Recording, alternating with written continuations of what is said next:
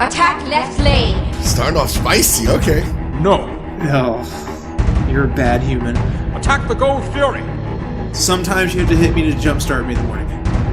Group up. I was the best player on the team, and that's a problem. Oh, you're fuzzy-wuzzy. Let's not hurt them too bad. Let's make them scream! I will strike injustice from these lands! Split push! Howdy folks, Dirtnapstad here. Welcome to another episode of Split Push. It's a Smite podcast, mostly from the console perspective. Along with me here today are some friends and family and a special guest.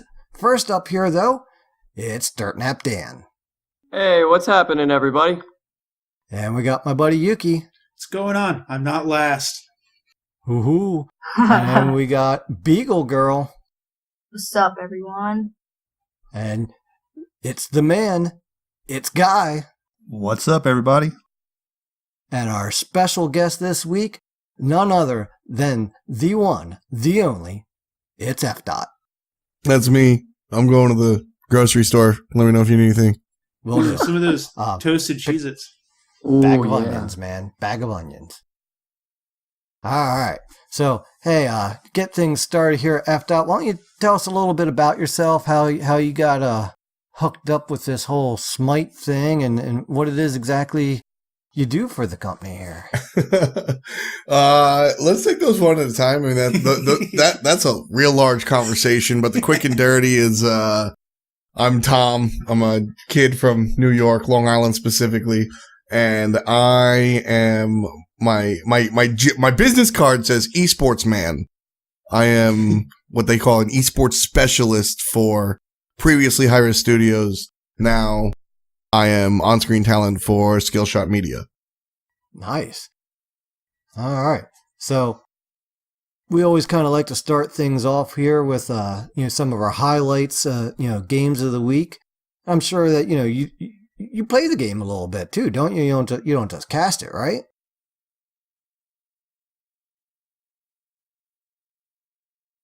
Wow, stunned him into silence, huh? Oh, whoops. I'm actually in the top 0.005% of minutes played. I don't know if that's a good thing or not, but I play a decent amount. This week, I have been slowly getting back into it. Yeah. Took a little break. Yeah, I took a break for a little bit when the split starts. I gotta buckle down and do a lot of research and desk work essentially, and then as things quiet down, I can start playing again. Well, that's cool, man. I know we had some interesting games this week. With me being homesick, I actually, lounged on the couch and was playing a little bit until I overheated and then would have to take breaks. But it got a lot of game time in this week. So, any particular highlights you had this week or recently, I should say? So anytime I get to commentate with Hindu Man, is kind of a positive for me because it's sort of out of position. We have positions and I do something different there. So that's kind of fun. That was Rival and Mouse. And that was kind of fun to watch as a match in and of itself. Today, not the most exciting of games. I did think it was interesting watching Trifecta almost do it. They need a new mid laner. But, Rival Mouse was probably my highlight. I know Mouse is always exciting to watch. They do a lot of funky stuff and, bring some different and interesting things to the table. Yeah, it's not always ideal or correct, quote unquote, but they're willing to play around, and I respect that. Yeah. Well, speaking of things that were not correct, we played a game last night. This was the last match of the day for me, at least, I think. And I'm pretty sure this is my last match. It was a conquest, and matter of fact, it was a team of us, wasn't it? Mm-hmm. Yep. Mm-hmm. Yeah. So I was Kumba and Beagle was Nice, and we went into duo lane. And we're over there against a Scotty and a Nox. Now, I've heard of Nox support before. Yeah. Not a big thing, right? You know? Other than the fact that she counters Kumba incessantly, insanely well, because she can silence me out of all my abilities except for my ult. I'm like, at first I'm like, well, at least you can't, silence me out of my yawn until I go to yawn and it takes that 0.5 seconds to stretch my arm out and do it. And I'm like, oh, she damn silence me out of that too. But then they also had a Hades in the solo lane. So they ended up having 3 mages, a hunter, and an assassin. Jeez. And as hard as we tried, as valiantly as we fought, we just couldn't quite make the comeback on these guys, and they did it tanklessly, and it was a frustrating match because anytime you're getting silenced out of abilities, that's always tough. And then throw in a stuck in a Hades ult in the middle of that, and or as I'm sure you're familiar with how powerful a Ninja combo can be. Mm-hmm. Yeah, and then to top it all off, you got Scylla alts over walls, and then you're sliding around on Scotty Ice. It was just a frustrating match that they were able to capitalize on. And even though they didn't have a tank, that only hurt them once. Was it the first time they did the Fire Giant we got over, or second time? It was one of their Fire Giants, and it took them longer to do it because they didn't have that true tank ability. And I was able to get in as Kumba.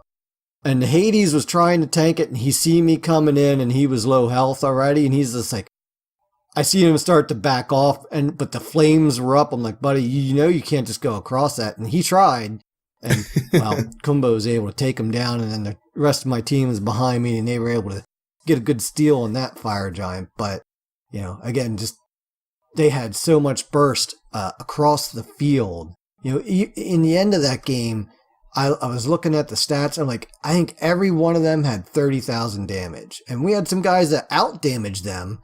But then, obviously Kumba was nowhere near that. Right. And so forth. So that was a tough one. But I will say this week in particular, I don't remember exactly which games they were, but we've had some conquests. And this is what I love about conquests, is that, God damn it, we just need to start communicating and working together. And all right, there we made the comeback. And A couple of times. Definitely had some epic ones, and ones that I never thought we were going to make a comeback in. And somehow, we did. Yeah. That's the best feeling, just coming back and winning that game that you shouldn't win. Yeah, Guy, what was the kill on that one where it was like 24-43 and we won it? Yeah, that was last night. Yeah, we were like 24-33, but we come back and won that 33. game. Yeah. Oh, yeah. Yeah, we were behind the whole game, but it was just like, you know what? I think that was that Sylvanas game. Yeah, It was I'm pretty that- sure that was the yeah. one. Yep. Because, it was at one point, like their whole team was playing well, but then we figured out who their weak link was. And as soon as we figured that out, it was just like, okay, now we can make it a 4-on-5 pretty much every time. And, hats off to them. I mean, they all played well, but, there's still always a weak link, and as soon as we discovered that, we just pressed that advantage. And, Dan was playing, who are you playing here, Dan? Rom. And as soon as you realize, he's going to miss that ability more than hit it, I don't have to be afraid of him. With his scythe. Yeah, I remember calling that out, and I'm like, yes, Thana keeps missing his scythe here, guys. And next thing you know, we were able to start capitalizing on that and, tip the balance there a little bit. Yeah, that's that true meta game where you're playing the game and the matchups and everything inside of it, but looking at your opponents and what they excel at and what they're bad at individually, that's really the fun part of any competitive game, I think. Yeah. Mm-hmm. And the funny thing you bring that up is we were playing some jousts, just me, Dan, and Beagle the other day. Because I'm homesick. Not a lot of people were home, so it was just the 3 of us, and we were playing these joust matches. In the beginning, we're just getting curb stomped, and I'm like, just calm. We just need to calm down, slow our roll, look, he's doing this consistently. He's going to do this. He's going to do this. So let's just let him do it a few more times. Let's build up that conditioning and then counter him when we're ready to just switch the momentum. And it's amazing how well that works. Just let them think that, they got this and they can just do the same combo over and over again. The one was the assassin just standing there, off to the side. It's like, you know what? If they're going to just keep doing that, waiting for us to move up, let's just kind of keep like baiting that in. And then when we're ready, you just don't do that. And then you get their other two out of position and the assassin's like, oh shoot, my guys are now half dead. And I try to come in and save the day, but you're an assassin. And, we were ready for it. And, we were able to bounce back on quite a few joust matches that day. Matter of fact, I think we only lost one out of the group where we were struggling. And, well, those guys were just really, really good players. I think part of our problem right now is we're at that cusp where we're kind of in between elos, where, we were on maybe medium difficulty, and now it's like, hey, you just won a bunch of mediums, so now we're going to throw you into that hard difficulty level. Yeah. Yeah, trying to break through that next ceiling. Yeah. There was one night in particular, we ended the night with 2 conquests where we just, we were getting stomped. I mean, we put up a fight, but we just couldn't get over that hump at all. And I looked at, pulled it up on Guru, a little later. I'm like, oh yeah, their elos were all like 200 higher than all of us. I'm like, that makes sense. We had won so many games that day that's like, all right, it's time to bump you guys up a notch and see how you can do. So Dan, any highlights for you this week? I've got a highlight for everybody here. I just did some math real quick while you were talking there. And, he did maths. Yeah, it hurt, but I did manage to figure it out. And so proud my total kills versus deaths for Sasano for the past 2 days is 56-16. Jesus.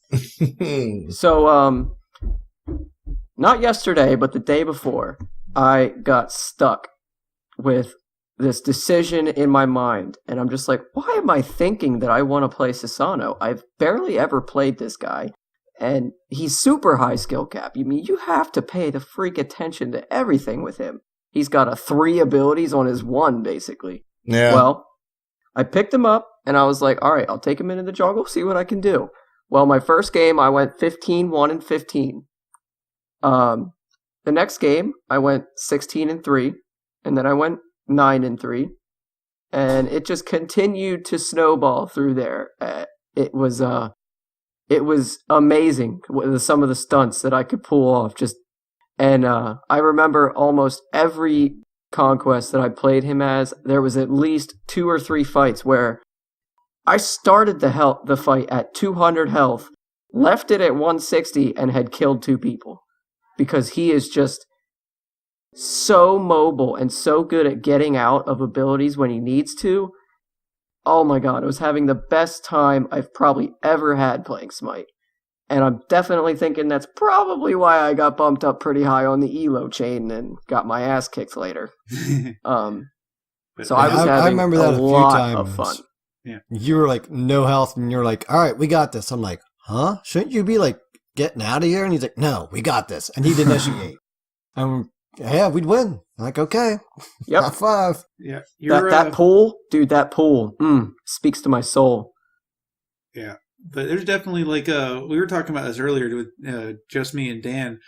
He's like, he played a lot of Naja and some other characters, and he's gone on to Sasano, and he's like, I don't know why, I never was good with him, didn't play him much, and we were talking about it. It's like, it's because as a player, you're getting better. Your mechanics are getting better, and that's helping you play a character that has a higher skill cap and will carry you, through and it's going to help you get better, getting good at the AA cancels, managing abilities that aren't just one-off. And a lot of the recent success is we haven't played a lot of Conquest till recently, and now we're playing a lot more of it as a group, and we're working on that communication. And like the blink with when I was playing Savants in that game, and I blinked over, healed you, rooted, and then pulled the whoever was chasing you off so you could get out.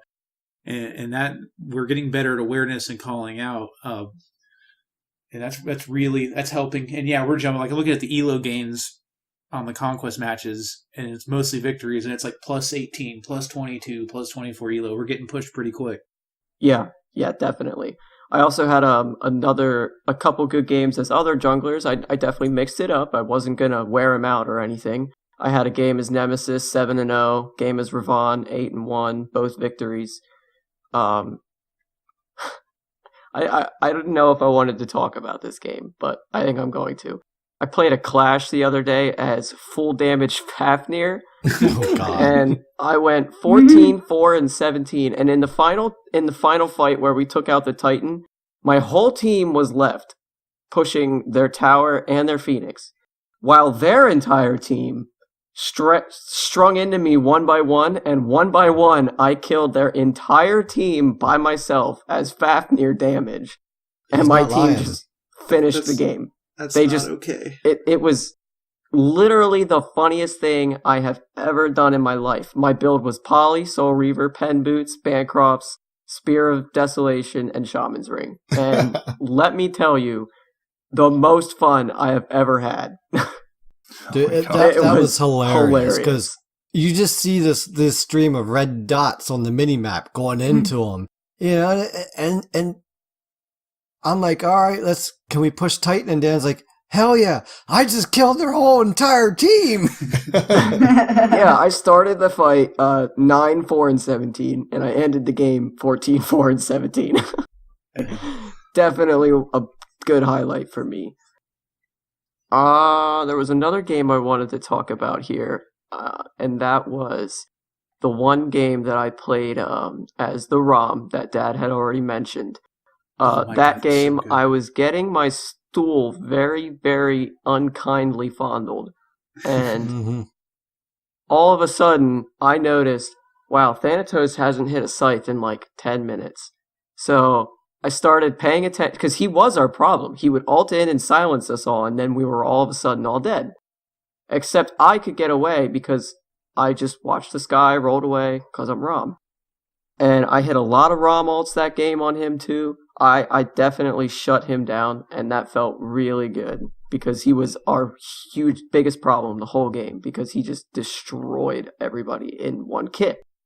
So once I realized that if I got out of that silence or that ult, that I could easily kill him with the crits, no problem. And my favorite kill on him, I felt so bad. Not really. I didn't feel bad at all. I felt great. I saw him on the front corner of the wall of our Phoenix, around the wall, waiting for his team to push in.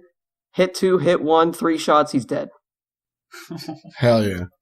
Oh, Like, Mhm. buddy, you can't just stand still. no. I'm still here, and I'm a ROM. I don't need my arrows to hit you straight on. I can go through walls.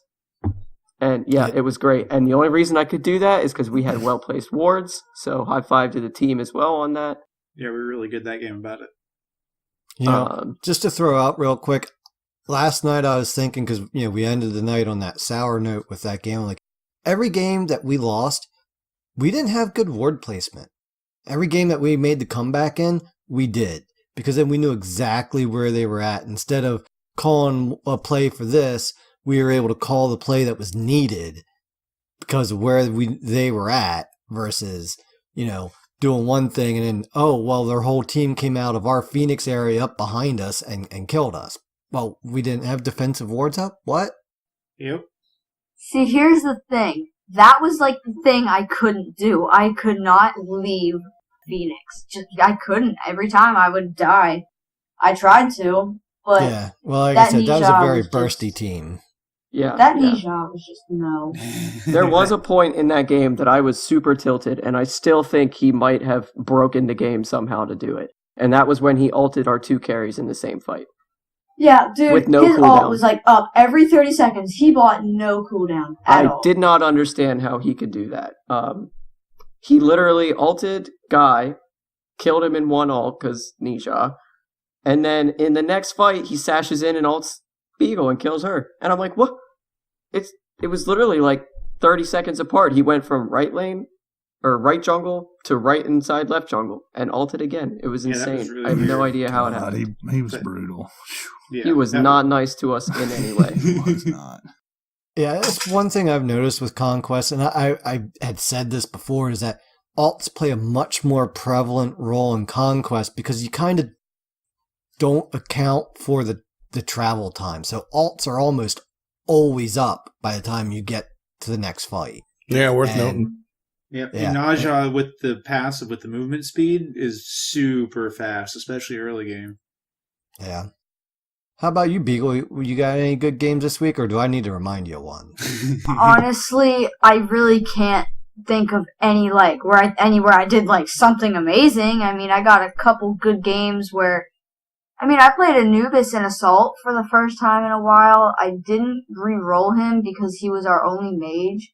It was me, Dan, Dad, and Guy, and a random. And I went 6-1 and 19. And I only had 3.5 items, and one of them was boots. I had Chronos Pendant. Why can't I think of the name of that right now? I had Lifesteal, and I was building pen. I just totally blanked out.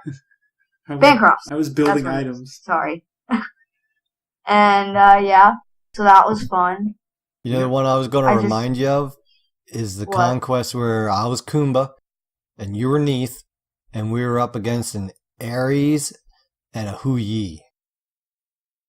And Ares and I know I went 6-0 and 18 in a 27-minute match. When was this game? That was a day ago. It was Guy was raging, Dan was Sasano. Oh, I see it. I gotcha. And got it. that's when Yuri was playing solo lane Loki. Yeah, Oh my that's God. right. Because I told him to do it in Discord. I'm like, you gotta play solo Loki. Be that guy. Yeah, that's right. I went 10-0 and 12 in that game. I went 7-4 and 8. I guess that wasn't too bad. I don't remember if I did anything amazing though, because You had some went 9-3-11 great kills that over game. there. You had some great kills over there against that Ares. As soon as I told you, look, I'm going to yawn him out of every flame, and you're like, oh, okay. I'm like, and when he's yawned, you can kill Hu Yi, and then we can kill him. And we just had so much fun in the beginning there. I've noticed the games you've been playing. You've been playing. Your plays have been solid. Like, I don't think you've done anything like super, stands out. But your playing has been very consistent, which has been good. Yeah, I'll take consistent over Spurty. Yeah.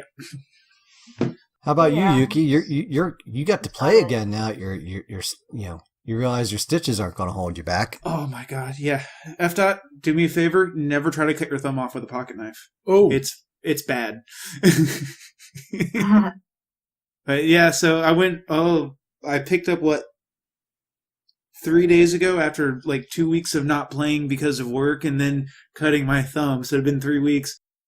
And you guys are like, we've been playing a lot of Conquest. And of course, instantly out of my mouth, fine, but it's everybody's fault. It's all of your faults. And we've been doing good. We've been doing good. The first one I queued in with everybody. I was Sylvanas with Beagle as Neath, and she's like, I'm gonna die, they're gonna get away. That was the same one where I blink saved Dan with the heal. It was fun. I like Sylvanas. I like the sustain, especially between Neath and Sylvanas. Is just beautiful. You can stay in the fight longer. You don't have to back, and it was a lot of fun. Humbot's assaults are hit and miss. I love you, monkey. Don't go anywhere. But I really want to talk about an assault from yesterday. I got stuck with Alquang. Guy, you could probably attest, about the first 10 minutes of the game was me just bitching about having Alquang at all. Yeah. I hate Alquang. It was just stupid. It was bullshit. But we won that one. I ended up actually 8-9, which is probably the closest I've come to positive with them since I started playing. And then we've all hit on this game because it was a wacky comeback match. But is that Conquest we were playing where it was Dan on Rom and Dan Dad on Sylvanas. And I'm like, I'm going to go jungle. And everyone's like, all right. And I'm like, I'm going to go jungle Vomit. not bad. I Alright. like it. Yeah. It was fun. I wanted to play with the new shield, and I like Vomit's kit, and any chance I can build him without a bunch of defense, which isn't necessarily bad for him, but it's a lot of fun, just Half-Life people. That was, like, they just had us pushed under. I was getting really frustrated. Dan basically told me to shut the hell up. We had about a 10-second spat, and then at the end of the game, good calls, Dan. Good calls. I Just, really took charge of that game and said, all right, fuckers, listen up. This is what we're doing. Yep. And Yeah, that's why what- is that's what it took. that you've been doing that? 'Cause you've been doing what? I've been watching every day. Beagle goes to cyber school, so in the mornings she has her classes and such, and I spend that time watching conquest videos on YouTube. Sometimes I pop into streams, whatever else, and I study like hell, basically. There's no other way to put it, and it's really showed me like, okay, this situation is great for this, and this call helps this person, and this person can do this while this person does this, and it's been really it really changed my game awareness and my game knowledge. Yeah, I mean that's how a lot of my colleagues were ex-players. Agro was a pro, Taco was a pro, like Toli was a pro. I learned from just watching, and I did a lot of watching like streamers, and then they had these really like dinky little tournaments back in the day that I used to watch. And just, you're able to see, one, when you're watching somebody else play, you're able to see everything happen that you're doing in the game, but like slowed down almost, like not literally, but your brain is able to process it a little bit easier because you're not doing, you're just watching. And so you can kind of like internalize it a little bit better. And as you watch so much, you become like ingrained in what's going on, and you just sort of like learn through osmosis. It's interesting. Yeah.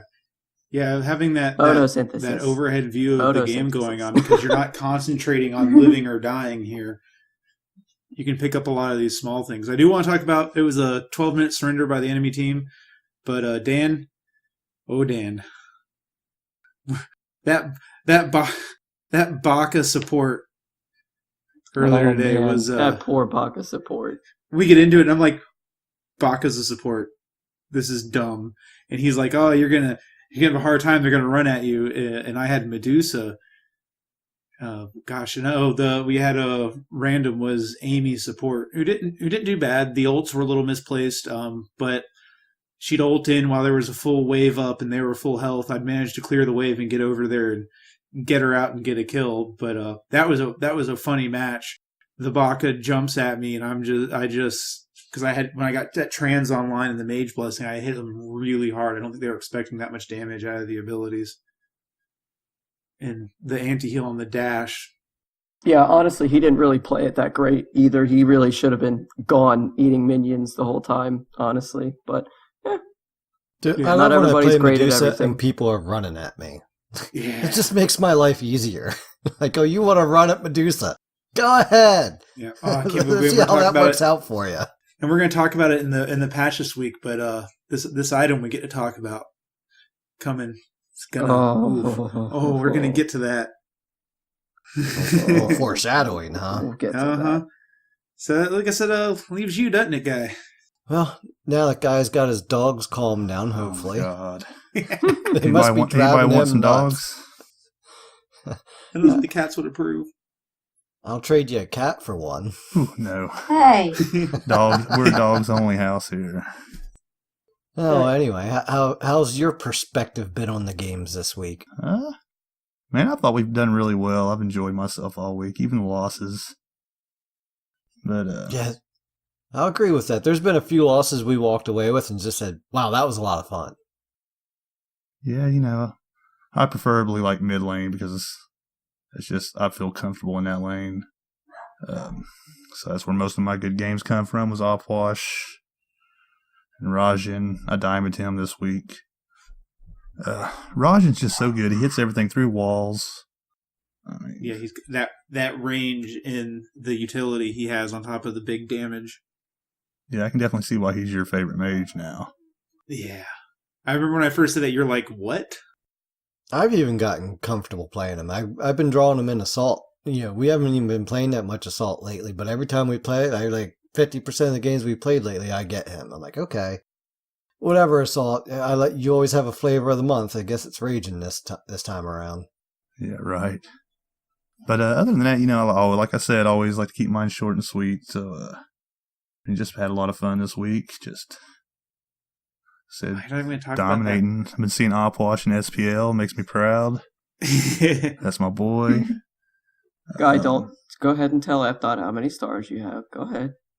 Well, how many do I have, Dan? 8 or 9? 8? I believe 8 or 9. I'm not sure. Nice. You got the pwash. I Yes, sir. appreciate it. I played him Dude, before everybody else was. He was. Yeah, I love that little guy. Guy's the hipster pwash. Hipster fuck. Good. There you go. We gotta work on that. We gotta work on that for the thing. We gotta get a hipster watch. But yeah, other than that, short and sweet. I'm done. Yeah, I've been seeing a Alright. lot of you this week. Well, why don't we hop in? You guys want to do patch notes or hop into some questions here? Let's get the patch. All right, let's do the patch then. Because Let's hit the patch. there's some things in this patch. So There are Yuki, some why things. don't you lead us in here to Hera's Odyssey, patch 5.17? Hell yeah, Odyssey Right. time. Yeah, super excited. I like the Odyssey. I love the animations and the shorts done for the different parts of the Odyssey. It's really cool, especially last year when I was able to go to HRX. It was like every 2 weeks it was another dose in the arm to keep me like super hyped for it. But going in it, we got our God skins. This Thanatos skin looks absolutely amazing. It's too bad it's on Thanatos Boom. because he's got too many skins. But that's not here or there. It is a good looking skin. The animations are solid. If you're a Thanatos main, man, you got this. I think this generally gives a run for any of the other skins I can think of that he has. As a Thanatos main, this is the best skin. Okay. Yeah. I've gotten we've had boosters and gotten to play that Archon skin, and I got it one time. I'm like, I'm going to use it because see what it's all about. And man, that thing is massive.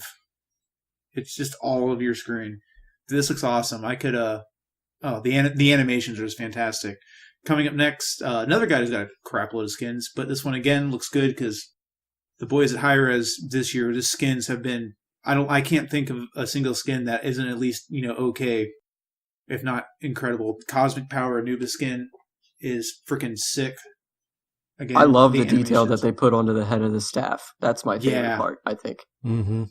It's got When that. I watched that on the patch notes video, I was like, oh my god, Yeah. yes. He's got a little solar system running in there. It's freaking sweet. Discordia gets the Pixel Chaos skin. Dude, if you have not seen this, the animations for this, it is epic. I love the freaking Pac-Man ult. Oh, the ult is Yeah. amazing. Dude, it's so great. Honestly, though, I think my favorite part is the Strife. That just looks so good to me for some reason. Even when she hits me with it every 4 seconds, it will I be still amazing. want to. I still want to see the pool player with her. Yeah. I think that would be a sweet skin. And speaking of Dirt Nap's dad and the Kumba, probably one of the best skins to come out so far this year is the General Noceros Kumbhakarna. This skin is insane. I was very, very, very, very, very, very happy to see this. I was just like, I seen the card art, and I'm like, oh, please tell me that's Kumba. Uh-huh.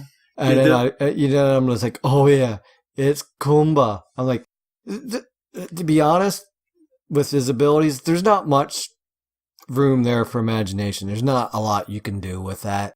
So there wasn't anything like fantastically special with the effects there, but just the skin in itself with a god that's not the easiest of gods to come up with skins for. This was by far just plain out awesome. Yeah, this skin is bonkers. This is, I mean, skins are cool. I'm an esports guy. Like, skins are usually whatever to me. But this is one where we were all watching patch notes and going, oh, okay. Yeah, that's Yeah. a cool skin.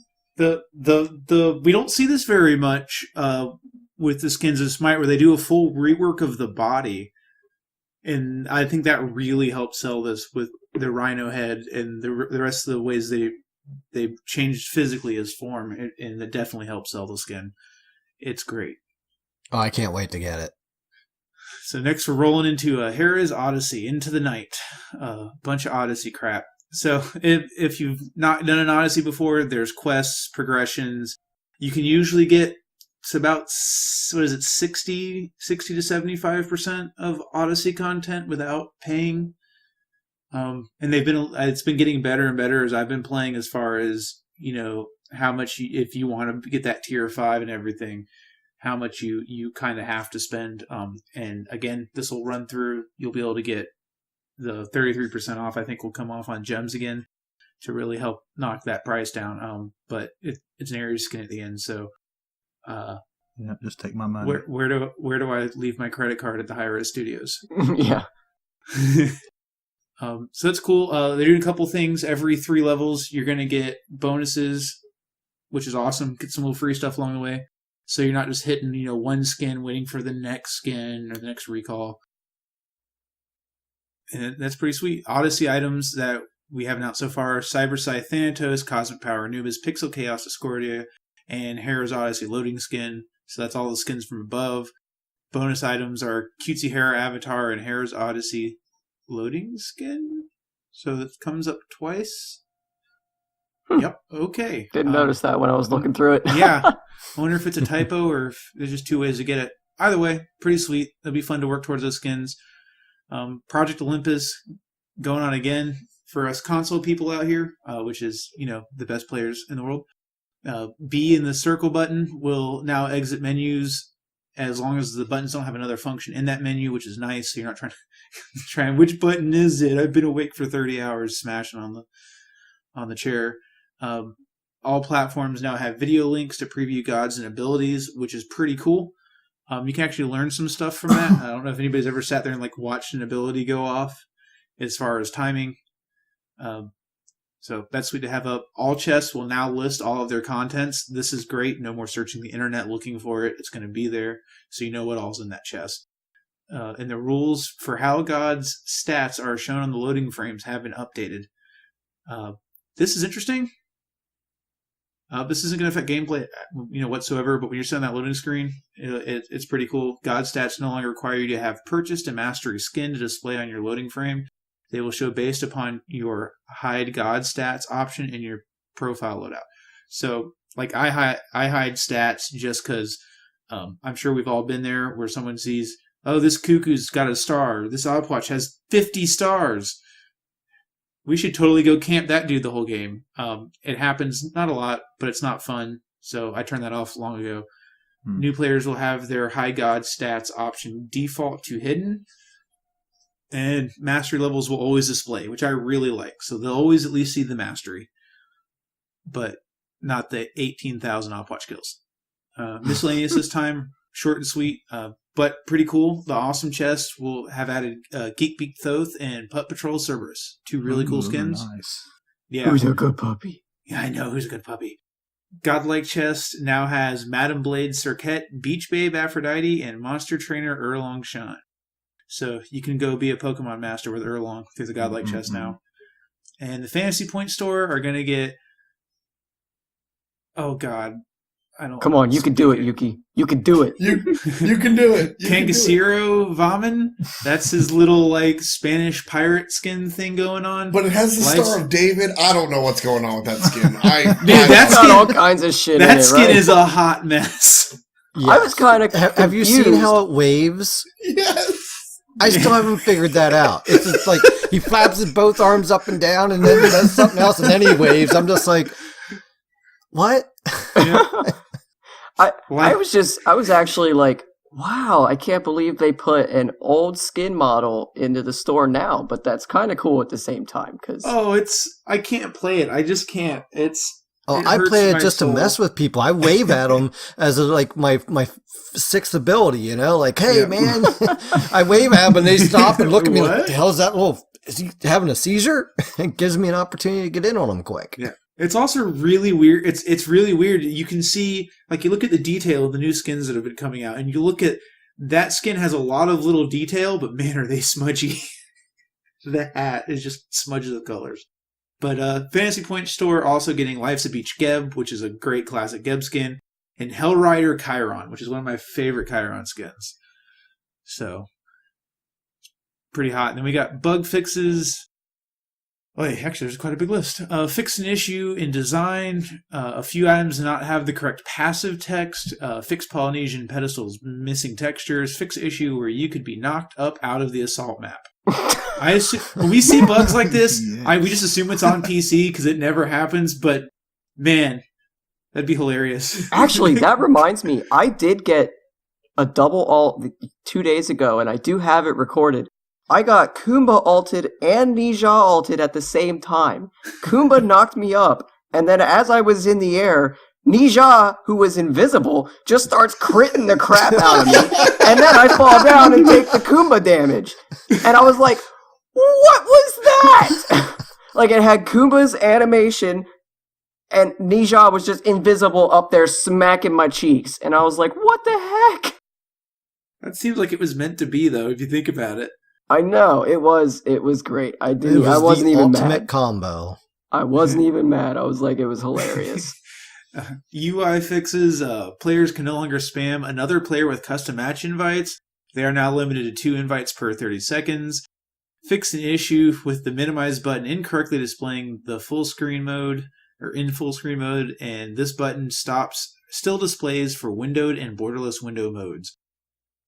Don't worry, Dan. They'll never prevent me from sending you 137 party chat invites on PlayStation and crashing your shit. Oh, I know. I know they won't. Spectator fixes. Yay! F-Dot, I gotta know, man. Who deleted a line of code in Spectator at the beginning of this season? It's every patch has Spectator fixes. They are catching up on years of Spectator bugs. Trust me. Oh yeah, Spectator was like always that thing where I'm like, oh my god, I just tried to invite somebody and hit Spectator. I gotta restart my console 4 times. Damn it. Yeah.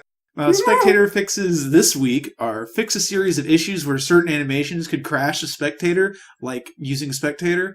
Spectators will now go to the end of match lobby properly, even if the game ends in an early surrender, so you don't get frozen in Spectator mode. Fix an issue where Spectator camera would have issues in the lobby if the lobby was not full. Just fix an issue where Spectator wasn't allowing you to spectate. I mean, that's like next week. No, that was 2 weeks ago, actually. That was 2 weeks ago? I'm not kidding. Oh yeah, Spectator's had some fun, hasn't it? The Spectator crew's been working around the clock, I'm sure. Oh, that's great. And for close to home, some console fixes. Fix an issue where the minimap editor could become stuck in a certain position. Okay. Whatever that position was. And fix an issue where players could not create or join parties after leaving the game idle for a long period of time. Yeah, we've noticed one, and I don't know if this is part of that fix or needs to be looked into, but if you leave a group and then try to join another group, it'll often say that group's full and you can't join with it. So I wonder if that kind of seems similar to it. Yeah. You know, were you in a group before joining us? You know, or you've been, but you've obviously been on for a while, so hopefully that'll square that up, because that's been a pain in the wazoo lately. After this patch goes live, we'll see if it still does it. We'll actually try it. We can send bug reports. Getting into items for bug fixes. Oni Hunter's garb apparently was working as an aura. No longer counts as an aura item. So it wasn't working as an aura, but it would give Ares extra power. Right. Yeah. I remember watching that number go up on Ares in an assault, and I'm like, all right, free damage. Which, by the way, Oni Hunter's garb, criminally underpurchased. Criminally. We pick it up quite a bit, but if you're a solo laner or a support, you're always in the middle of everybody. This works when you're in the middle of everybody. It's like 1,900 gold. I get angry. I don't understand why nobody buys it. Yeah. I like it on Ares. I've been buying it more and more. Yeah. I really like on Ares, if you get a big pull, but their mage threw out an ult in the meantime, especially like if against a Cuckoo, you pull them and that dragon's coming right at you, or you're in that Zeus ult and you pull those 5 people, you pull, any more than 3 people and you get that. I love picking it up on pretty much anybody. If I find I need magical defense, Oni Hunter's garb is a really good way to go, because it gives you that percentage mitigation, which also helps with physical as well. And true it's damage. cheap. Yep, and true damage. Yep. And it's cheap. God fixes. Apparently Bakasur got skipped at the beginning of the season for this, Baka's ult minions will no longer remove backdoor protections from structures. Hey, whoa, I don't want anyone removing my backdoor protections, thank you very much. You didn't complain. Wow. They fixed an issue with Freya, too. They deleted her from Smite. Fixed an issue where her first ability was healing for 100% instead of 33. Yeah, that's a bit of a difference. That kind of explains why she's been so powerful lately. I'm not gonna lie. I read the patch, or I watched the patch notes show, and I went and played a couple games as Freya. I couldn't help myself. I could not help myself. I was like, wait, it does what? I knew it was good, but holy what? It's doing what to the what? That actually makes sense. So the 33%, that's because like all AoE abilities get hit with the 1/3 coefficient, right? But so old Freya, 2 was pulse and 1 was irradiate, and irradiate it was a single target ability. Mm-hmm. Correct. Yep. So I don't know a computer code from anything, but I'm understanding it. Yeah, it might just be they just dropped it. No one caught that when they were changing the abilities over. Is probably what happened. Oh man, items. I don't want to do the items. Can we skip them?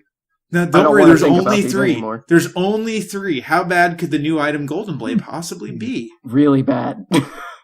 So, for those of you out there who played when Golden Bow was allowed to be in the game, it was dumb.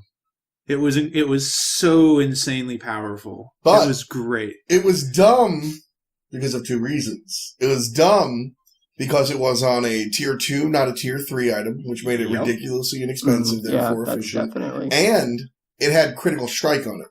Yep. Yes, it did. Mm-hmm. Yep. Ow. This new one, neither a tier 2 nor crit. That's true. I'm looking forward to hopefully it not being as broken as anywhere near as broken as Golden Bow was. It not being on hunters gonna help big time with that. Yes. And they were the ones abusing it last time for the most part. The price point, I could almost see if the stats got left alone. I could see the price point changing a little bit. It's at 2,200 gold.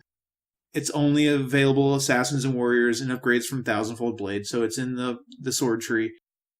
30 physical power, 15% attack speed, 10% movement speed, and the passive is all basic attacks will also hit enemies with a 15-unit radius of the target for 50% of the damage to gods and 75% to minions in jungle camps. I don't see a thing here. F. Maybe you've got a little bit of insight on this. Is this gonna double proc with Erlong? I'm not too sure about that. I would imagine. How does Bobo act? I'm not sure if Bobo acts, if the little dog Hindu man named him Bobo, it's a long story. I was gonna say, like, what's Bobo? But I'm interested. I'm just gonna keep listening and see where this goes. if Bobo acts as a pet in the like game world code stuff, then no. But if Bobo acts as a secondary basic attack, the way Jean-Qui's little dingus book does, then yes. I think Bobo's a pet, so I think you're good. Okay. Yeah, the reason I was wondering is because we know that the Berserker shield does come off the dog. The dog will proc the passive for the shield. Then... Yeah. Oh, no. Oh, shit. It counts as... It's so I'm looking at Berserker basic. shield into this item on a Coming jungle. up with this patch is jungle the Erlang meta. Yeah. Oh, no. Well, yeah. I mean, straight up, real talk, this item isn't good. This item is not very good. Darting power and 15% attack speed, and the movement speed is perhaps the most important. The stats are kind of like garbage, and nonsense Odibo, like it's like worse Odysseus bow. Proc, yeah. I mean, like I said, the reason this item was so good was because it had crit and it synergized perfectly with Mercury, and hunters were abusing it. Now, it doesn't fit into Mercury's back pocket as easily. Hunters can't use it. This item is not fantastic, will definitely be over-purchased, and is a niche item at best. I see it used on Arlong, and I see it used on basic attack chainsaw characters that have trouble clearing the jungle camps at an early part of the game, like Kali exclusively. Yeah. I think this is... I don't know. I don't want to This feels like Polly Want a Cracker. You guys complaining about lack of Golden Bow so much. Here's a trash item that does what Golden Bow did. This really what this feels like to me. Yeah, it's definitely the 75% damage on the minions in jungle. It'll definitely help some of those AA guys clear a little better. But I kind of agree. I think maybe with the price point being so low, other people can work it in. But like you're saying, I was thinking maybe Arachne. Yeah. Maybe. But even then, Erlong, I think, is the only person who can really kind of abuse the passive if it procs a dog, which it should, from what I can tell. Yeah, I think so. But and now I just want to put this golden blade and Odysseus bow on Erlong and just swing at people for all the numbers. I will say it's an interesting item for assassins in the solo lane. It does help some of those assassins that can't necessarily clear. And I like assassin solo meta. I think it's cool when people are less tanky and everything blows up. I like that, but that's just me. Ooh, Kamazatsu.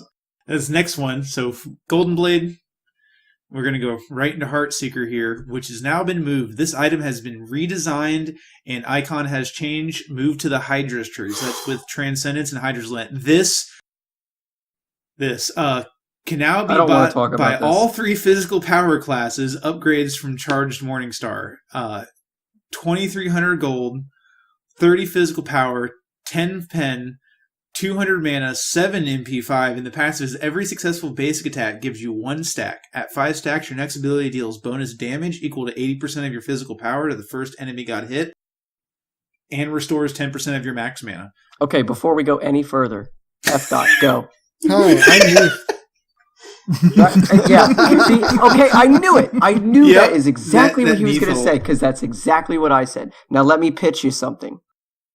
Neath and the Morrigan. Boom. Double ult, 1 kill. Right? I mean, come on. Yep. Yeah. Thank you. I'm thinking about the just the monstrous amount of damage you can get out of against a team with like Medusa's ult here.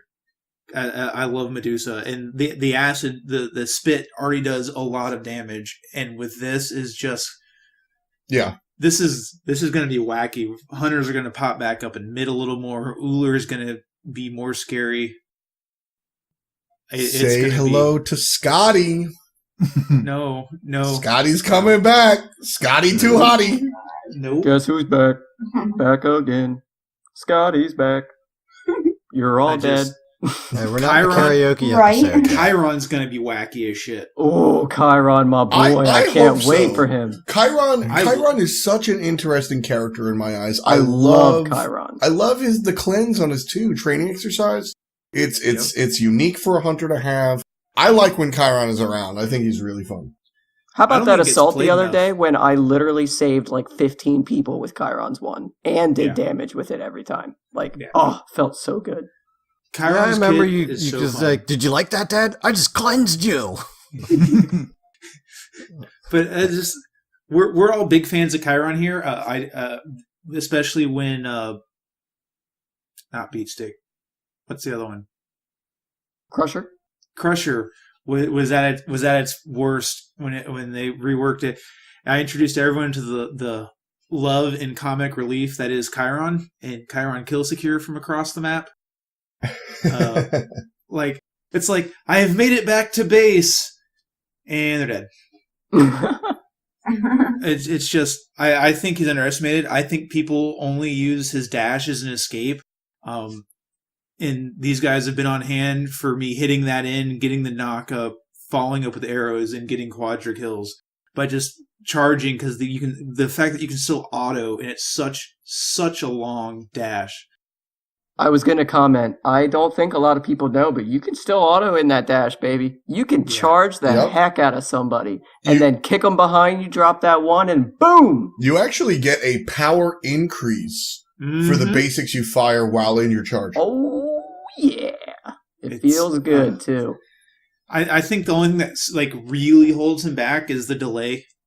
His one is hard to confirm against other players. Oh, the dash is also trash. Like, you're not escaping any strong player by 180 dashing. They're going to silence, stun, whatever the hell. you just like the dash is really what makes Chiron, I think, less impressive than the dash and the wave clear, I think, is what makes Chiron a little bit less impressive than the other characters. But the change that recently happened, which was actually really, really big and under celebrated, where so when players are marked with the Chiron mark, they take extra damage. And when you do your abilities, it no longer removes the mark. So as long as you're like attacking somebody and keeping a basic attack like rotation up, they're taking extra damage from you. And that's really, really powerful and under thought about. Yeah. It's definitely one. It's like the last 3 words in the text for the ability, and everyone just kind of drifts off more than. Yeah, I had a really fun play as Chiron the other day, except I wasn't Chiron. I was the Morrigan, and somebody blinked and jumped, and it was a Fenrir. He blinked away from me, jumped, and then brutalized, and I said, buddy, what do you think you're doing? Turned into Chiron, triple ulted him dead.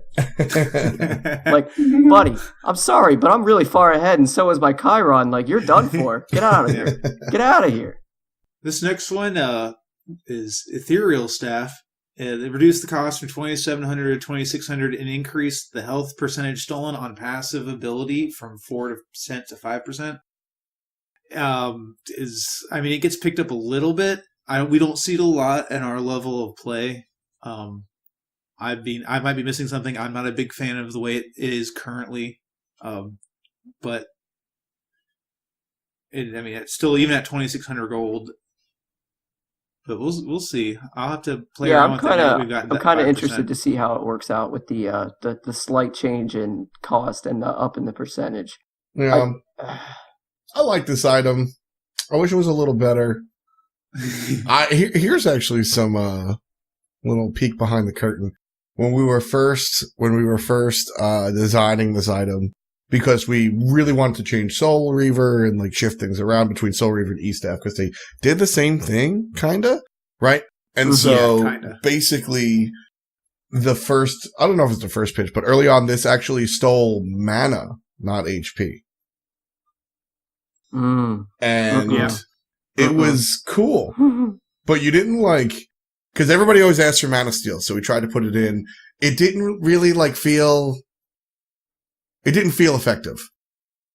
Right. Like you were stealing mana and nobody really cared. So it's something that everybody always asks for. We tried it and we buffed the hell out of it and play tested, and it was like, hey, does that hurt?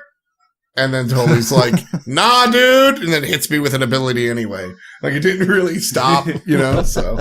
But no, this item's cool. It's kind of like magical Chinsai. So yeah, if you're like a Hebo or an Alquang or something like low cooldown, spammable ability, low mana guy, you can become a more efficient tank killer with this item. I think that's the idea behind it. Yeah. I guess I never really thought about it that way. I just always thought well, I'm mitting against a mage, and this bitch has 10 health, so. Yeah, it makes you a little bit. So it makes you a little bit tankier, but also the health stolen is kind of magical Chinsai in a weird sort of way. I guess I never really thought about it that way. I'll have to pick it up and see what I think. It's an interesting item. It's fun to play with. I don't know if it fits in correct builds, quote unquote, but it's interesting, and I want it to find a place. I think it's kind of fun. And I like games that don't give you, this is the build that works, and this doesn't. Yeah. I like games that have, you can build this way, this way, this way, and then you can do something completely off the wall and make it work if you can, Especially as a tank-heavy comp, it's probably better, but we don't run into a lot of that right now. Yeah. It's usually a tank building full damage. Yeah, that's what I love about Smite. There's always usually the counterplay. tanks are just not there anymore. Yeah. Yeah, Smite's been really open from the end of Season 4 to Season 5. I'm really proud of that. That was always something that, Dota does really well, and always something I lusted after as a Smite fan was you can play, at this point, you can play any character, any position, and if they do happen to be poor at it, well, we just put out the masks, and that kind of helps the knock supports and the weirdo supports, and I love that. I am all about playing weird stuff, man. Oh, yeah. I'm seeing a lot of them Kumba movement speed build that chase you down. There's nothing you can do about it. Yeah. And that's I'm not sorry, me. but Kumba movement speed I can deal with, but when Kumba two-shots me, that's rough. Yeah. Yeah. Solo Kumba's That's kind rough. of gnarly. Yeah. He's a Yeah. real He guy. can really give you a whopping for your money.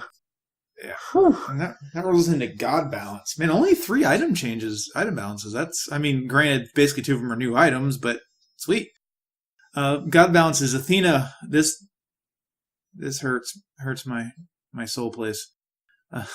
Athena's reach now properly benefits from lifesteal at 33%.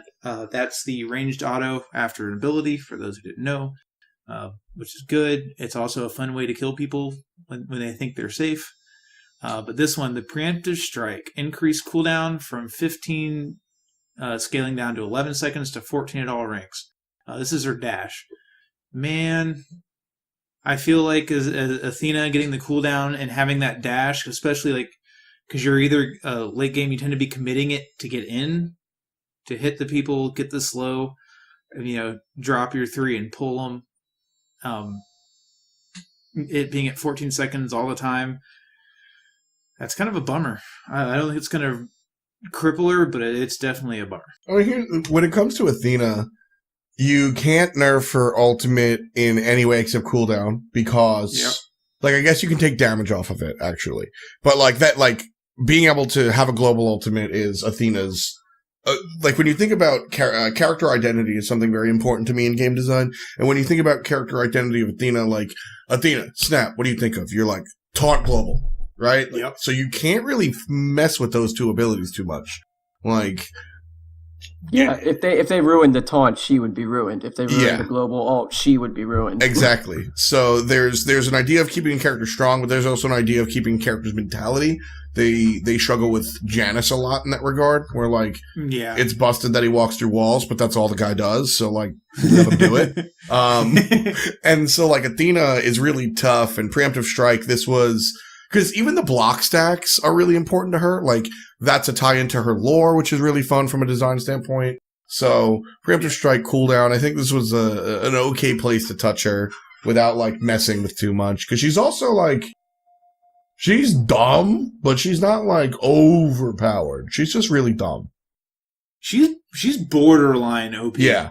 Yeah. Like she rides that line pretty good. The amount of damage you can get off of her ult, which I understand because it can be hard to confirm that damage. But man, like we've gotten double and triple kills just off of an Athena coming in. And then everyone gets mad at you. You stole my kills. I'm like, I just ulted to save your ass. My bad. Do more damage. I'm sorry that I landed for 800 damage. Did you want me to leave? Yeah, this one I call bullshit from the International House of Frustrating Bullshit. Kabrakan Seismic Crush. Decreased cooldown from 18 seconds to scaling 18 to 14 seconds. I do want to give credit to, Can't wait to jungle Kabrakan now. I have a love-hate relationship with this character. I love playing Kabrakan, but sometimes it's a bummer to play Kabrakan. Oh, there's a Kabrakan. What's he gonna do? Run at you. yeah, he just W's. If he hits you, you're dead. Right. If he doesn't, he did. I do want to give a special shout out to whoever writes the copy on the patch notes. I think it's Pon Pon. It's either Pon Pon or one of the community folks. Shout out to what did she call it? Sunny Cuppy Cake. God, I don't want to say that often. She's our new Smite community manager. She's wonderful. Okay. But I don't know. Whoever writes this, the dev insight note is Kabrakan has been more of a 2 or a 3 on the Richter scale lately. And I love that. I know, I just read that myself for the first time and I was like, oh, that's cheeky. I like it. I like when there's a little personality in this sort of thing, so 10 points to whoever wrote this. But I was reading that. I'm trying not to laugh while I'm trying to get to the ability. Man, Kabrakan, I've had fun with you in the jungle. I don't really like him in solo, but jungle Kabrakan is just hilarious. And as far as that's concerned, it'll help. It's going to be frustrating knowing that that's going to be late game is going to be 4 seconds faster right off the top to come back up with that slow immunity. Kernos. Yuki, you're one of your passive favorites. Oh, Kern? Yeah. I have I have a soapbox for Kurnos. Bramble Blast increased base damage per tick of Bramble area from 4 to 20 to 6 to 22. Every little bit counts. My dream, F-Dot, I don't know if you remember, when Kurnos released, part of the description was like, we wanted to make a hunter that had the ability to jungle. Yes. And I always just wanted that. The cleave autos, the Bramble Blast. Yep. His big... But just no matter how hard I tried... I've made it work a few times, but that's because the entire team was doing well. Trying to work in Rune Forge, because with Shifter of Seasons, if you have it on the slow stance, it'll keep the proc up. You just can't. It's so hard. He needs... For him to really be a reliable jungler, he needs the Wild Hunt to be more of a damage-dealing ultimate. So... Yeah. It's a bummer. One I day did play him jungle once, and I went like 17-3. You could do it. Yeah, he's definitely You can do it, yeah. I definitely hit a hell of a lot of autos that game. I didn't miss. Yeah. But man, I'm also not very good at jungling unless it's Hoonbots, which I do okay with. But I just want him to. I want to see him in the SPL in the jungle. Make my day. There you go, F. Seed that into some team for us. Just find a way. Make Yuki's year. I don't even know if there's any Chiron players. If you wanted Chiron, it would have to come from Venenu as Kernanos player. And I know I said Chiron, this whatever. Kernanos, I figured you were like, whatever. You gotta look for Venenu or maybe Clout. By the way, I love when pro players change their names. That's gotta be fun. I can't remember their names anyways. Exactly. So speaking of Chiron, Chiron's training exercise, which we've harped on about, increased base damage from 70 to 270 to 80 to 300. This should not be underestimated. Yeah, Call me daddy. That's right, baby. Chiron's back. People already don't expect it to hit for as much as it does, but getting that level 5 and just popping it for 300 with Heartseeker. I'm so excited. Oh, it's going to be a beautiful thing.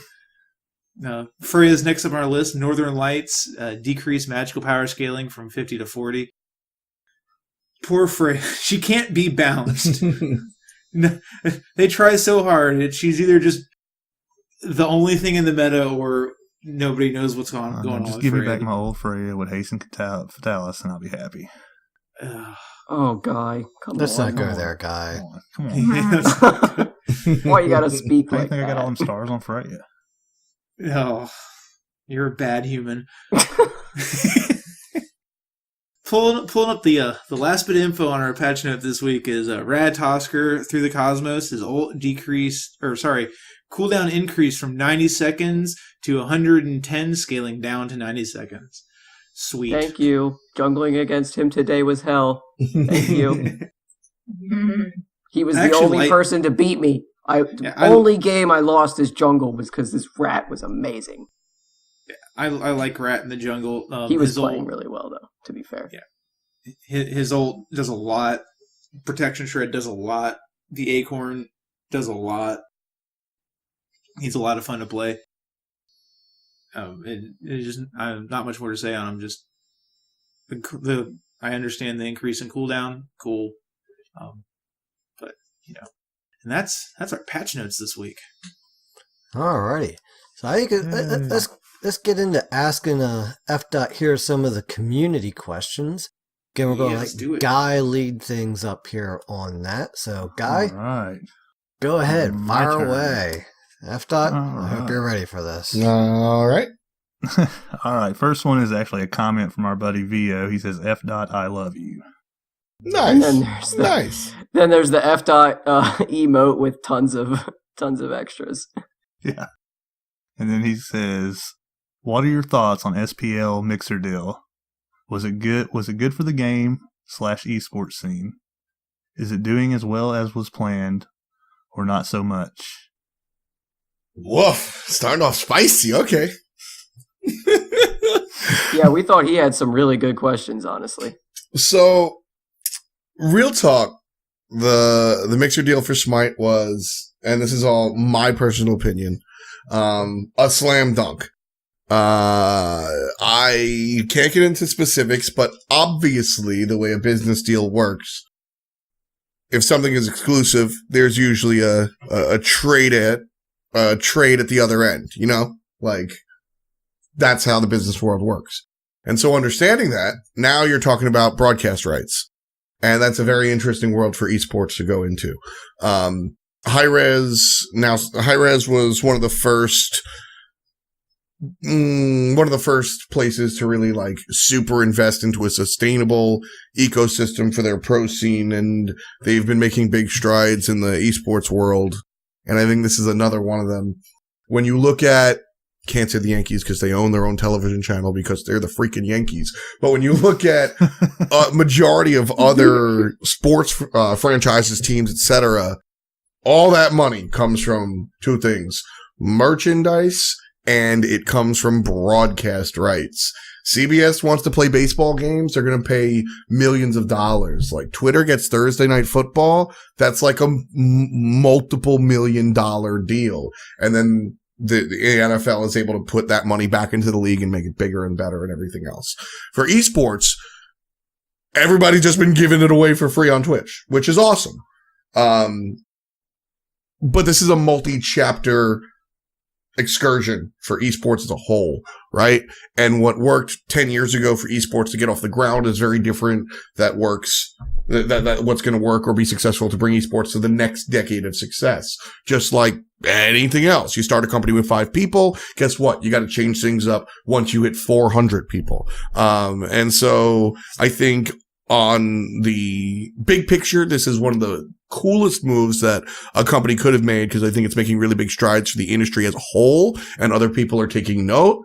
And it's also it's an interesting idea with respect to the league itself, because now you've got outside sponsorships that are coming through, and that's all exciting to double down.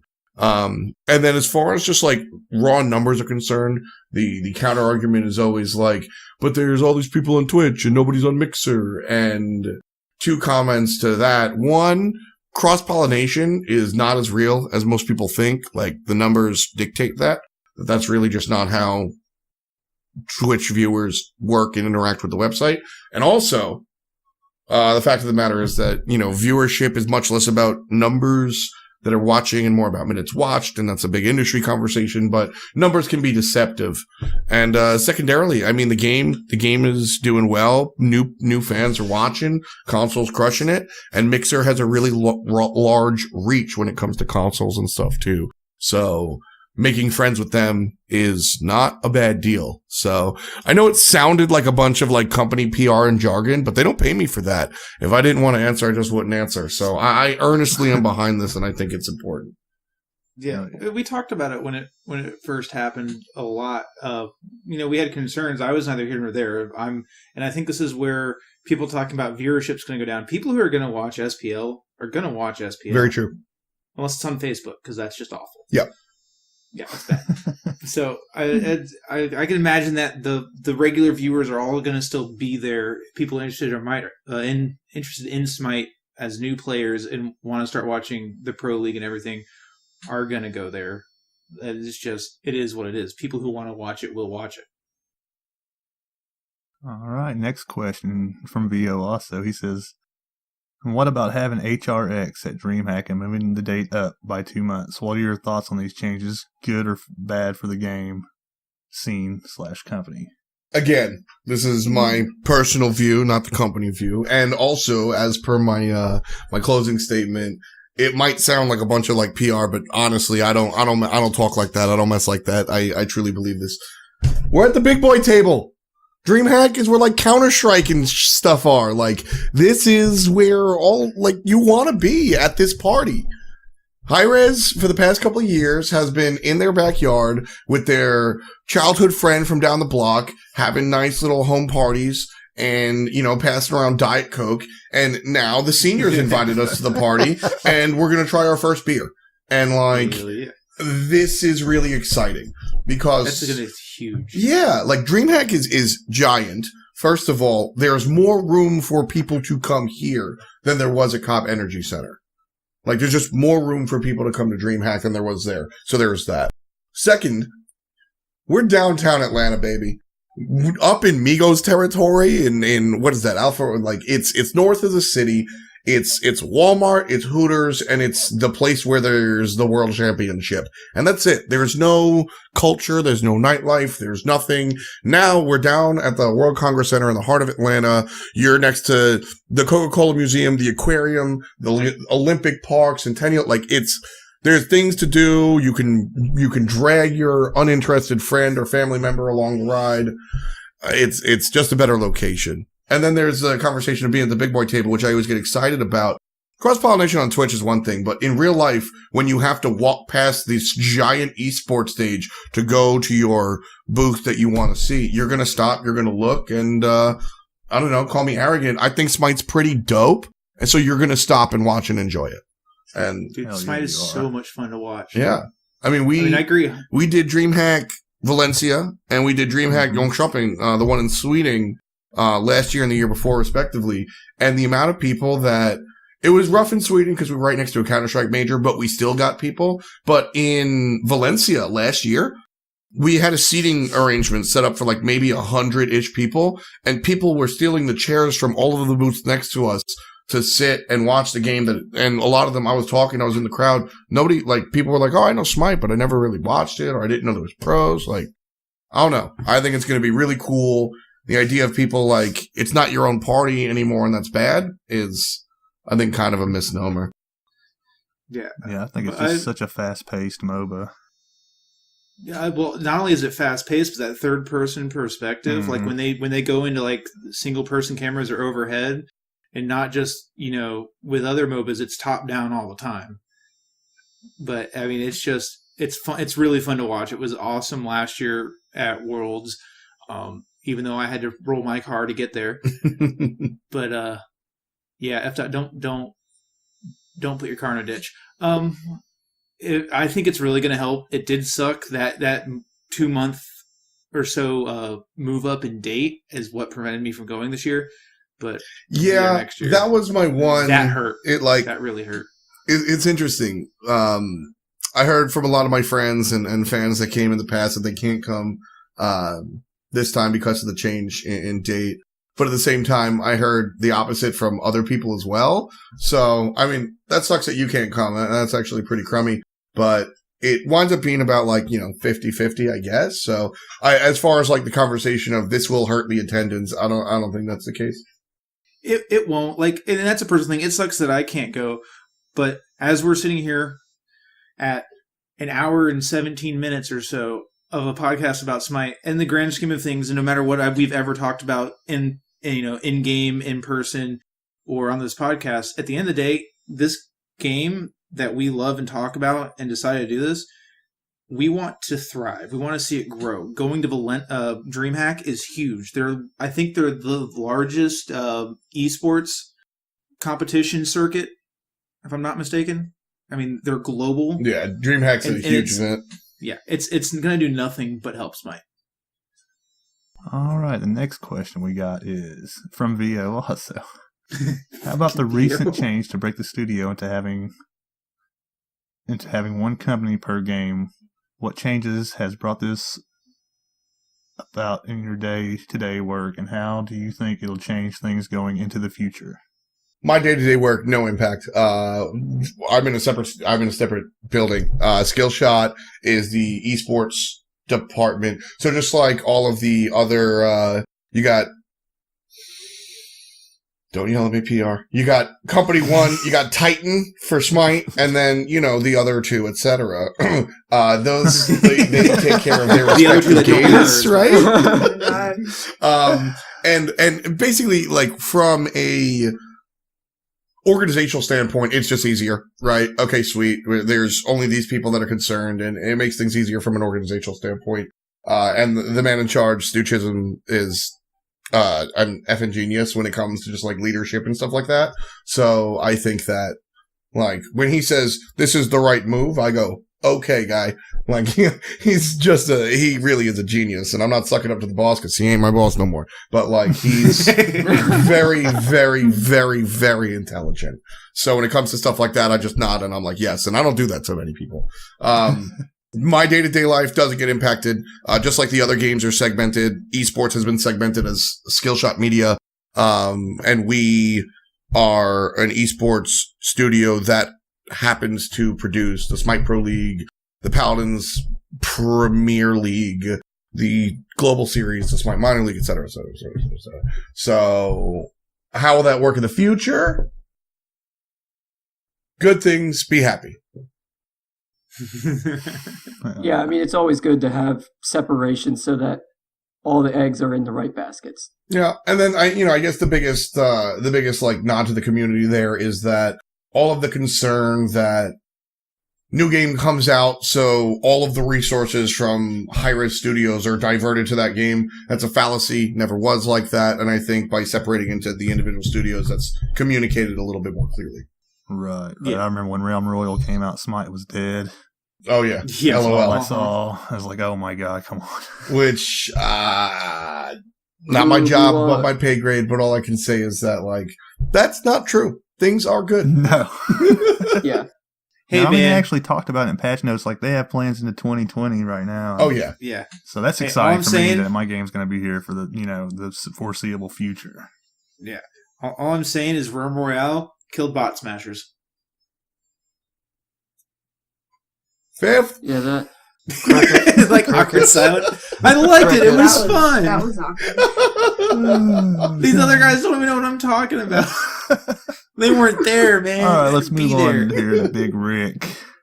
Big Rick wants to know who's your favorite announcer / caster, and what's your favorite call of all time, not Smite exclusive.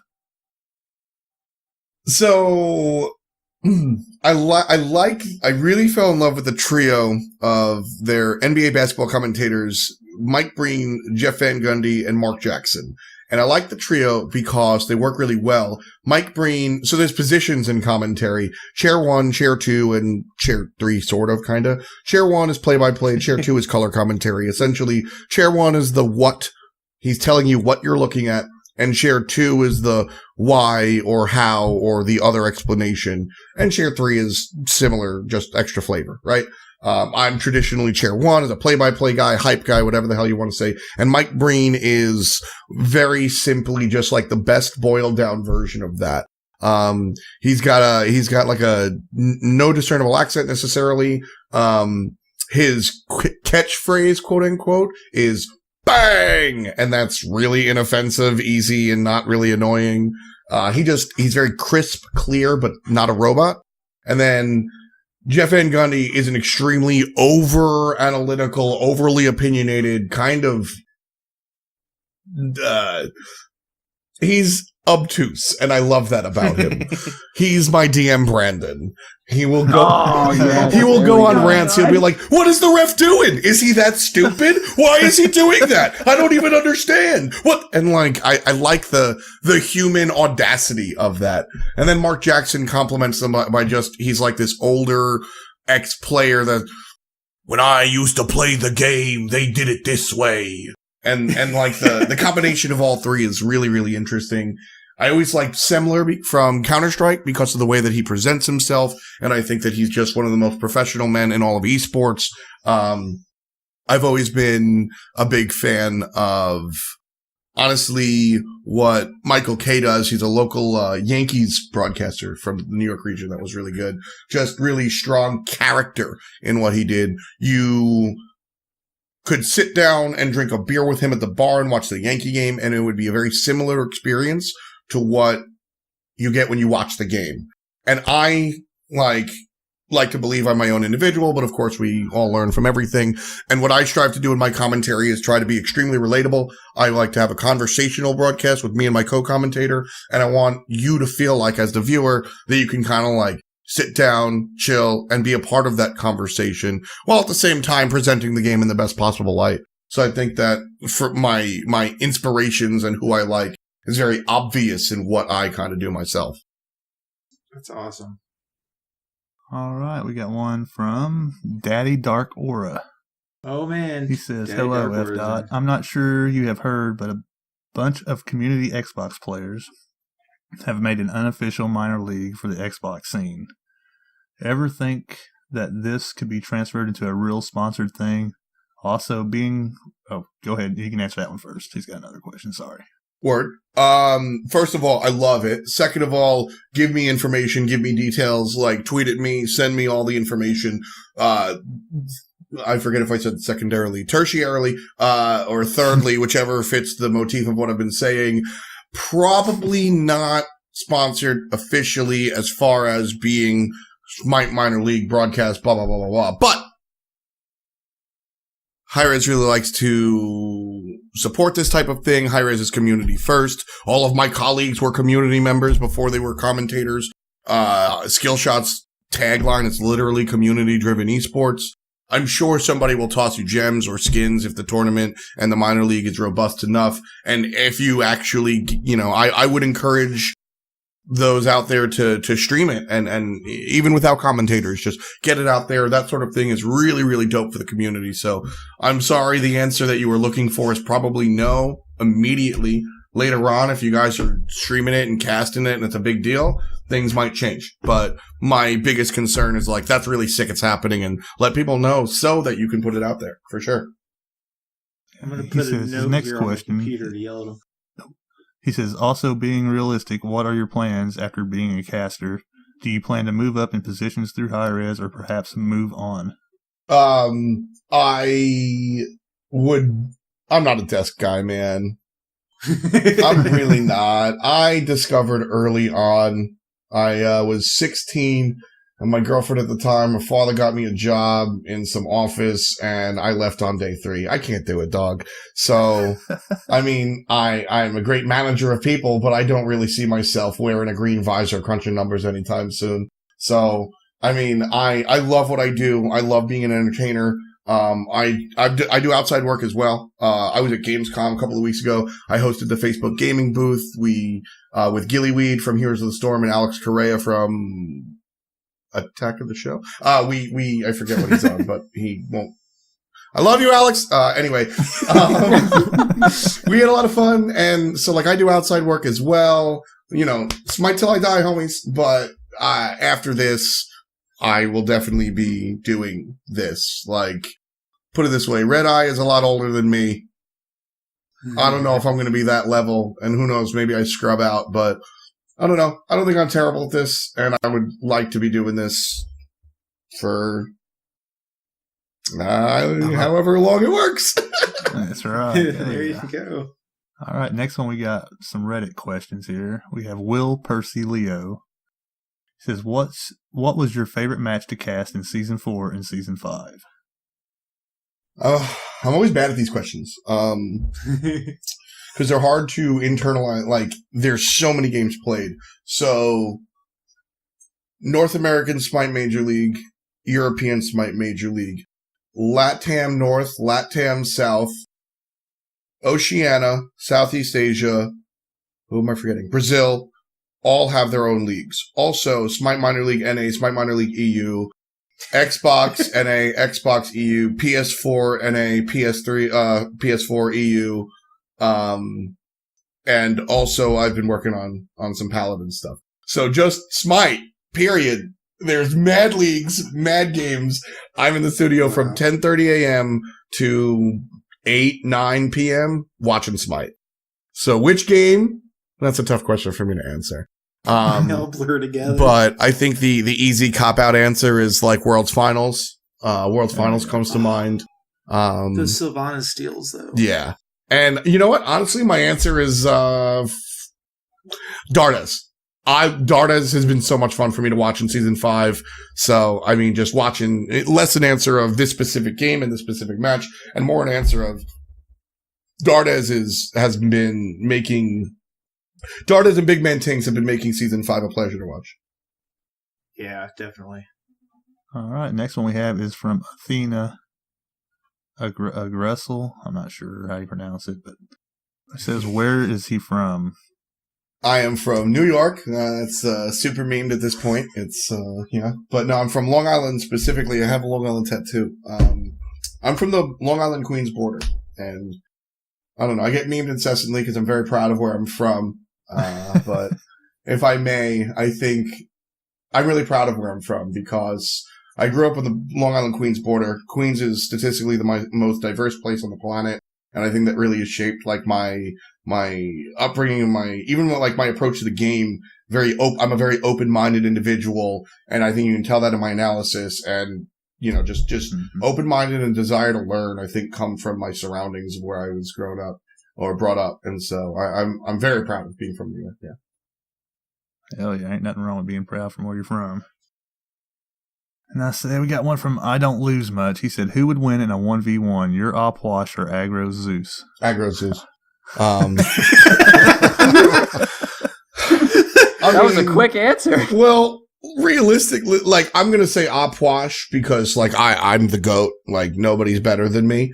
But if I, get my head out of the clouds real quick, Aggro was a professional Smite player. I've never hit above gold. Living the dream, you hit gold. How did you break out of that barrier? Send me your notes. Real talk. I think Aggro could quit today, coach a Smite team to World's Finals. I think Aggro could quit today and be a pro player in 3 months. I think he needs 2 months of like actual getting the game back and 1 month of him believing that he can do it.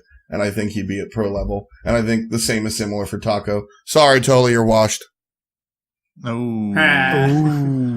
Yeah, I was actually watching today, and he's just so quick on putting his numbers together.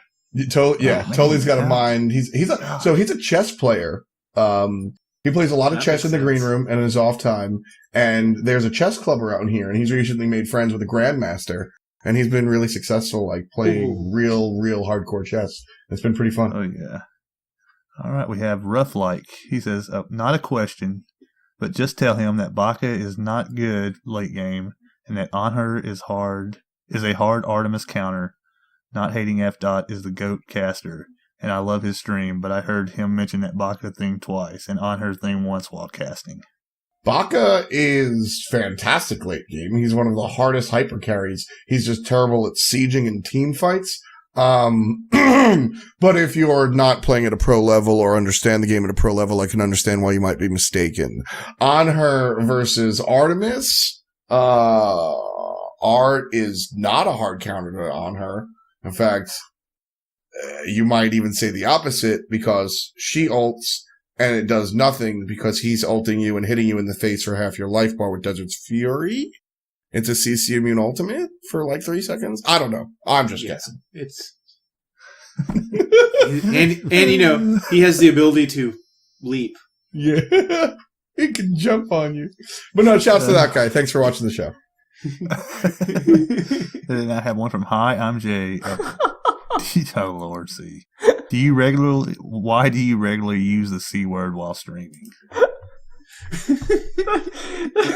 Because I'm friends with Hindu Man. Deadass.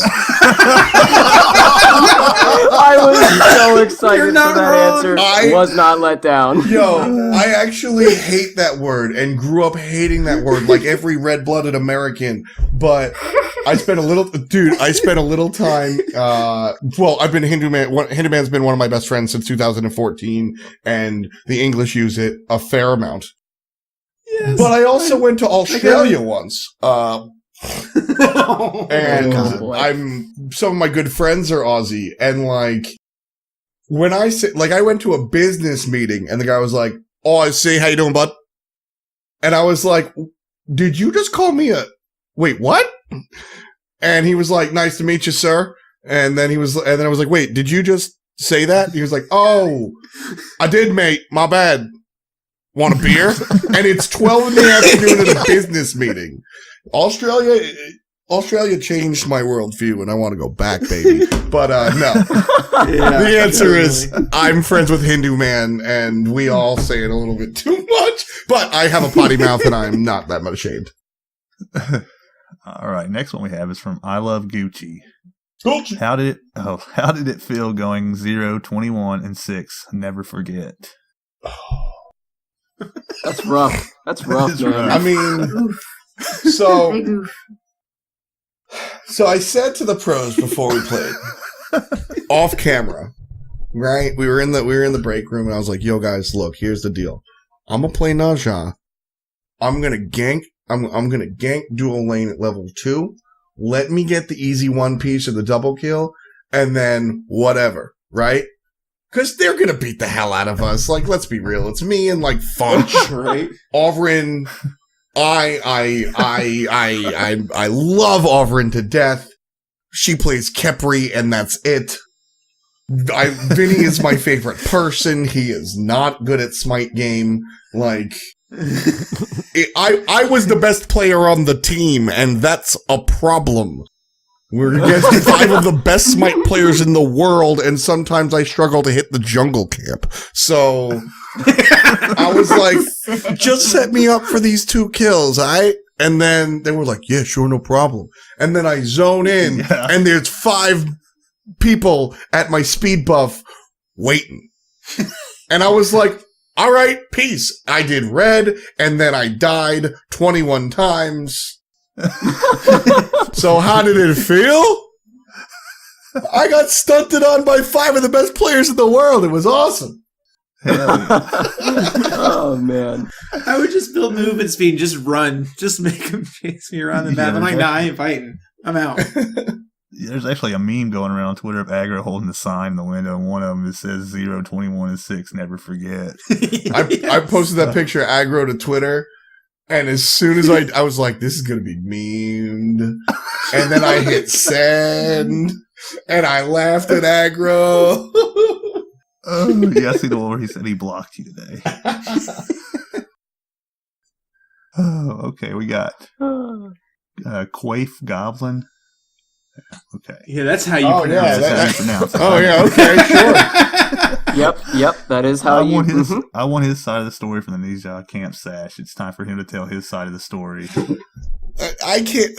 Every time I say it, it's like, realistically, I have my 3 is R, and I was like hitting the T screen or changing a key binding or something. I legitimately was like in a menu, but like if you say that, it's like less fun, so I lean into it. So, but realistically, I was like doing something and accidentally hit my. I play on Instant Cast, so like, oops. But you know, it's funnier if everybody thinks that the caster is trying to. My 3 is on R as well. I just saw that. Yeah. It says, "How do you find a good barber?" You tell me, homie. You tell me. Shout out to Igor. Igor cut my hair from age 14 to 26, 25. And when I go home to New York, I go back to Igor. Down here in Atlanta, again, let me stress, north of the city Atlanta, so not real Atlanta. This place is devoid of culture and anything worth anything. So you get like super cuts. Basically I just go to, when I find a non-chain barber, I go and I try it and I don't cry because my hair grows fast. And then when I find you, I propose to you. Like, that's it. God bless my last my last stylist, Bree. She was wonderful. I actually was in love with that woman. Oh, she was talented. She was beautiful. She was artistic, and she cut my hair wonderfully. But then she moved to Montana with her wife and her small child. So that didn't exactly work out. Last week I tried out a Tully's barber. He literally drew on my face with a crayon. I don't think I'm going back. The end of this month, I'm going home, and I'm going to Igor. Yeah. There you go. The next one he's got is his most requested mechanic / god / item that's not in the game for some reason or another. Dota, Inquisitor. Or Invoker, rather. The character has 4 abilities. When you press 1, 2, 3, and 4 are different. When you press 2, 1, 3, and 4 are different, etc. It's wildly complex. It's ridiculously difficult to play, and I want it in Smite so bad. Doubt we'll get it. Yeah, but it's cool as hell. Because he then in turn has, who's the math guy? What's the permutations? It's like 20 abilities or something. It's really, really cool. Yeah. And That'd be My head hurt. The next My head one hurts from- just trying to think about how many abilities that would be, let alone knowing what they do. Yeah, it's nuts. We have, oh God, these people and their names. Poop Dick Hookah. Oh, that's He me. said it. That's my account. Clip that, Dirt Napstat. I need that in my life. Where can I get a foot like the one that's in his room? So it's an arm, and it's we had a mannequin in the esports offices because we had a mannequin in the esports offices, and then somebody brought a bow and arrow to work, and so what we did was we put the mannequin at the end of the hallway, and we sat in office chairs, and we Chironed. Somebody pushed you from behind, and you tried to hit the mannequin. It was called the Chiron This Charge is what Challenge. you do at work? Can I work with you? So we did the Chiron Challenge. I lost. Oh my God. I lost. Pecky's of production fame was actually the winner. But so I knocked the arm off, and so I took it home. So, Oh my so god. you're telling me Poop Dick Hookah can't tell the difference between an arm and a foot? Probably not. Okay. Well, with a name like that, I mean, he's already a genius. What more does he need? He doesn't need to know the difference between a foot and an arm. the names keep coming. Don't worry. Hold on. I just want to point out, I have to state this, but, we're just giving you a hard time. We really don't care about your name, but we have to roll with it. And we're just having fun with it. Please don't be offended by it. We're not here to do that. We're just having Don't a ever good be time. Keep offended sending by questions anything we in. say. We Oh, like the questions. it takes a lot to offend me, homie. We're all good. We're having a great Oh, time. no, I'm just happy to be here. I mean Poop Dick Hookah. I don't want to make him mad because it sounds like we're picking on him. Oh, with the no, name. that guy has a silly name, and he should know it. Yeah, exactly. Well, let's go on to Major Skid Mark here. Major skid mark. Just keep- Yeah. She says, Getting why does he always say double oon? Is that right? Am I Double pronouncing that right? oon. Double oon. It's the fun. French pronunciation for a double kill. I'm new to Smite, so no idea if this is already common knowledge. Not a complaint. He's the best caster. I've always just wondered where the particular phrase originates. Oh snap! Well, first of all, thank you for the kind words. Secondly, it's funny because I really don't like catchphrases, and I have quite a few catchphrases, even though the idea annoys me. I also hate loud streamers, and that's like all I do. But anyway, I don't know. I said it once, and it was mad funny, and like it's like a thing now, you know. And kind of like I was talking before with Mike Breen. My catchphrases, like if they're small and like, you know, if they're small and like digestible, it's whatever. So like doubloon for double kill every now and then is like fun, and I like stick to it. It's where did it come from though? I don't know, man. Sometimes I'll just say stuff. I just words. That's all. I'm not dead yet, so you know. I'm not dead yet. Quality. Tis only a flesh wound. Yeah. All right, let's go on to the Facebook communities. We have from the Smite community on Facebook. We have Milan Kulik. Do you miss Kelly and Bart? Yes, absolutely. When I first moved, so I worked with Smite for a while as a contractor from home, remotely from home, living with my mother in New York, and just, you know, doing the like telecommunicating and Skype casting and stuff. I got the offer to move to Atlanta. They gave me 8 days to like pack and move to a city I've never been to without family or friends. I had $0 in my bank account.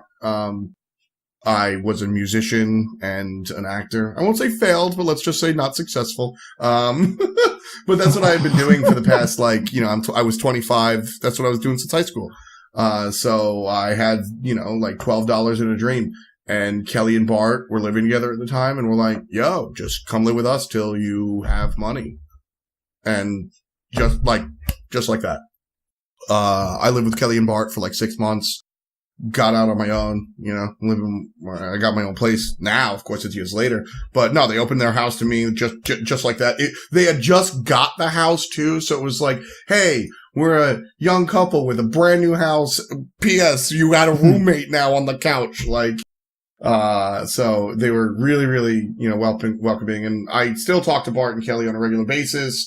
We're still like absolute friends. I spoke to Bart 6 hours ago. We're still boys. Kelly is still the GOAT. And, I miss them a shitload though. Absolutely. Yeah. That's awesome. Hell yeah. Next one we have is from the Smite Xbox One community on Facebook. It's from Dylan Banks. He says, what's his favorite SPL call made by a colleague? I like a lot. I like a lot of what Ryan does. Ryan has this classic sports announcer. Aggro has this classic sports announcer in him that really like gets me. I did not. World's Finals this year was really emotional for me. I have gotten sick in the past. I have been passed up for finals. And so this was a finals that Ryan and I got to do finals. And E United were pushing for the final push. The team fight happens in the right lane. And they come down. They kill the Phoenix. It's 5-on-5. They're pushing forward. I think they can do it. They're going to take the final. They're going to take the final right then and there. Panda Cat pushes forward, gets a double kill. Ryan says, I say they're going forward. He calls, Panda Cat keeps going, gets the double kill. They get a third kill. They push forward. 2 people to play defense is my call. And I second guess myself. I say E United, I'm starting the finish. E United are going to win the championship, but you can't say that if they don't touchdown. And I second guess myself like an amateur. And it sounded very bad. And Aggro saved me. He just saved me in that moment. Just goes, he questions it. He makes the call. He just does it exactly what you need your teammate to do. And I'm able to recover. We make the final call. And my post call for that is, my finest work. And if I'm arrogant enough, I think it's one of the best calls this my pro league has ever seen. But the actual Titan killing call when they're coming into the throne room is one of my biggest professional embarrassments, and Ryan saved me. And that's gotta be it. That's absolutely gotta be it. That was the biggest moment in my life, and Aggro pulled me out. So. Yeah, we had Aggro on a few weeks ago. He was awesome as hell. Yeah, dude. That dude's nuts. Aggro's the man. Aggro's one of my favorite people on the planet. That guy is a solid G. He is that aggression guy. He's a bit full of himself, though. I'm still waiting for this duel to happen. Dan. Yeah, I know. I think he's wussing out. He hasn't hit me up at all. No. Oh, blame it on him, huh? Yeah, that's what we'll say. All right, next one we have. It's actually our last question. It's always my favorite question. Oh, this is the best question. Yep. Uncle the Phoenix most important. wants to know, are you going to be on our karaoke episode? Let me know. Time and place, I'm there. Yes. Oh, hell yeah. Yes. He's got his follow-up question as always. We need a live audition. I mean, I'm all about it. I was a nerdy little theater kid growing up. I got it inside of me. But like I said, I was a musician. I'm totally down. I don't know what to sing right now. Hell yeah. Oh, it's good. I can promise you here now, it is in the works, and it is going to be a glorious train wreck. Dude, I'll tell you, it started off as a meme, but it's grown legs, and it's like, oh, we're going to have to do this now, aren't we? It grew legs, and I'm chasing it desperately, saying, no, please stop, but it's happening. Yeah. Put the bat down, Dan. Just let it happen. Yeah, we'll definitely let you know when it happens. Yeah, do it. I'm there. Hell yeah. Well, does anybody else have any questions for him? Now's your chance. I got one. So, how willing would you be to have a little split push shield on your tie? when you cast. Oh, what? One game. That's all I ask. Any This is game you gonna be choose. insane. Oh, We what? send you a tie with a little split push shield on it. The logo for the podcast. I'd Aggro- wear it for Aggro's a game. down. I'd We're wear gonna it send for a her one. game. Yes! There it A little is. bit of That's story two, behind baby. that is we're That's getting two. aggro. We're getting aggro Zeus tide made, and we're going to put a split push shield on Yep. it. He said he would wear it during Worlds. I don't know about Worlds, but I will wear it, and I will make fun of Agros. Do it. Yes! All right, there we go. That's I'll be perfect. like, "Why are you wearing that podcast tie?" while I'm wearing it, and he'll be like, "What? I don't get this bit." And I'll be like, "I'm so cool, Aggro. You look stupid." Just another day in the office. Love it. Love it. All right. it's Anybody gonna else be got any great. questions for Ref Dot? I think they already hit the ones I wanted to ask. Yeah, I think the community did a really good job bringing up questions, especially, towards the caster. They brought up some really good questions as far as, that and what you're about. And that's really cool. That's why we appreciate the people, all 2.25 of them that listen. We're here for you. No, you Like I said- guys listeners had really, really solid questions. Those are really awesome. Yeah. I had just one comment, man. I like really, you're just like a self-made guy, and I really, you were talking about not having no money and moving to Atlanta to do this thing. I mean, that's impressive that you've made it this far by doing that. Thank you. It's like I said, I'm a dreamer. I always have been. At 18, I was signed to a record label. They gave us gas money and like a 1985 Econoline. Like we did that for years, and I tried, acting. I just knew I got to do something fun. I'm easily excitable, and figure I'd try to make money off of what I do well. I don't really do much well except get excited. So.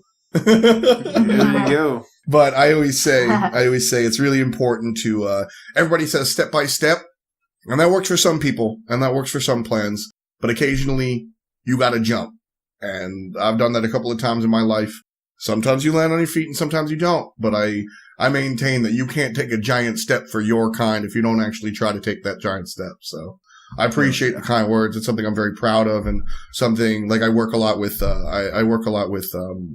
underprivileged kids in the city for like some charity work, and that's the biggest thing I always tell them is that, like, sure, believe in yourself and all that fun stuff, but like sometimes you got to roll the dice because there's no jackpot bonus for knowing for sure that you're going to do it. Hell yeah. All right, I think that wraps it up. I think we're going to move on to the God section here. Yep. Time to move on to this week's session of progression. We're going to be talking about some Ninja today. And Yuki, it's a he, not a she. It's whatever the damn well Dude, wants I to be. say she all. I just can't help myself. I know, no it's matter so what, bad I with the cannot help models. myself but saying she. I don't. It's actually the traditional imagery is even more ambiguous than the character model, which is just a riot. All right, so Naja, unlike a lot of characters and gods we've been covering lately, Kabrakan being a good example with 5 lines of lore, has a bunch. I mean, he's got full books, modern TV series, which is super cool. You don't see that a lot, with the exception of like American Gods just coming out. But Great so show. Naja is based, from what we can tell as far as the character, is actually based off of a pair of Hindu gods, which is a little bit of cross-pollination there at the 5,000 year ago-ish mark. But he's taken from Yaksha and Ravan, which we have in Smite. Ravan, Yaksha would be awesome. So that's where his early core lore comes from. He's most well known for fighting Ao Kuang in the Fengshen Yanyi, which is really great. And the story takes place during the Shang Dynasty, and he's the son of the commander Li Jing. Again, Li Jing was a real person. The Shang Dynasty, if I can remember this off the top of my head, was 1600 BCE. I could be wrong. I didn't pull that up because that would have been intelligent to do beforehand. But other than him fighting with Ao Kuang after he was born, probably the biggest point, and this is totally wacky. His mom was pregnant for him for 3.5 years, was born in a ball of flesh, and came out a kid, not an infant, but an actual, young adult, being able to talk and walk. It's just crazy shit, man. Naja's lore. 3.5 years. Ouch. 3.5 years. I don't own it. I have read the Feng Shen Yan Yi as far as a English translation. Anybody who's out there in mythology that likes to read up on it, it's really fascinating to read. It's really cool. It shows you a lot of that early Chinese writing style. When translated well, works out very well. And that's, other than it, there's just so much on him, and a lot of it being a lot of it being newer.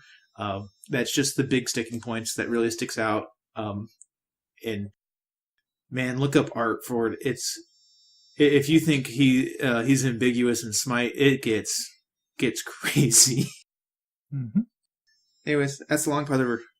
We can go into abilities. All right. Dan, what do we got for abilities here? Okay, first up, we have Nija's passive, Righteous Spirit.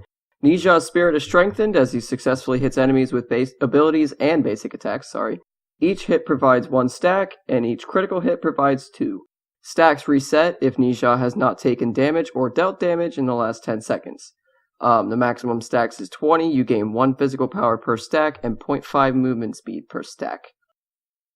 One of my most favorite and also most hated abilities of Nija, Universal Ring Toss. Nija throws the Universe Ring, bouncing several times, dealing damage and applying a physical protection debuff for 3 seconds and slowing for 1. Each hit also stacks a movement speed buff on Nija for 2 seconds. Subsequent hits on the same target deal 25% less damage. The damage scales from 75 to 175 plus 20% of your physical power. It bounces 4 to 8 times scaling. The protections debuff is 15 per hit, the slow is 25%, and the movement speed per hit is 5%. His 2, Flaming Spear, which is a self-stim. Nija empowers himself with Fighting Spirit, igniting his spear for increased attack speed and critical strike chance for a short duration. Upon activation, Nija is healed depending on how many stacks he currently has from his passive ability, Righteous Spirit. The attack speed buff is 15 to 55% scaling. The duration is 4 to 6 seconds scaling. The critical strike chance is 15%, and the heal passive stack is 0.75%. His third ability, Armillary Sash. Nija throws out his Armillary Sash, hitting the first enemy god in its path. The target is stunned as Nija yanks himself towards the target, dealing a powerful blow to all enemies in the area as he arrives. This ability can critically hit.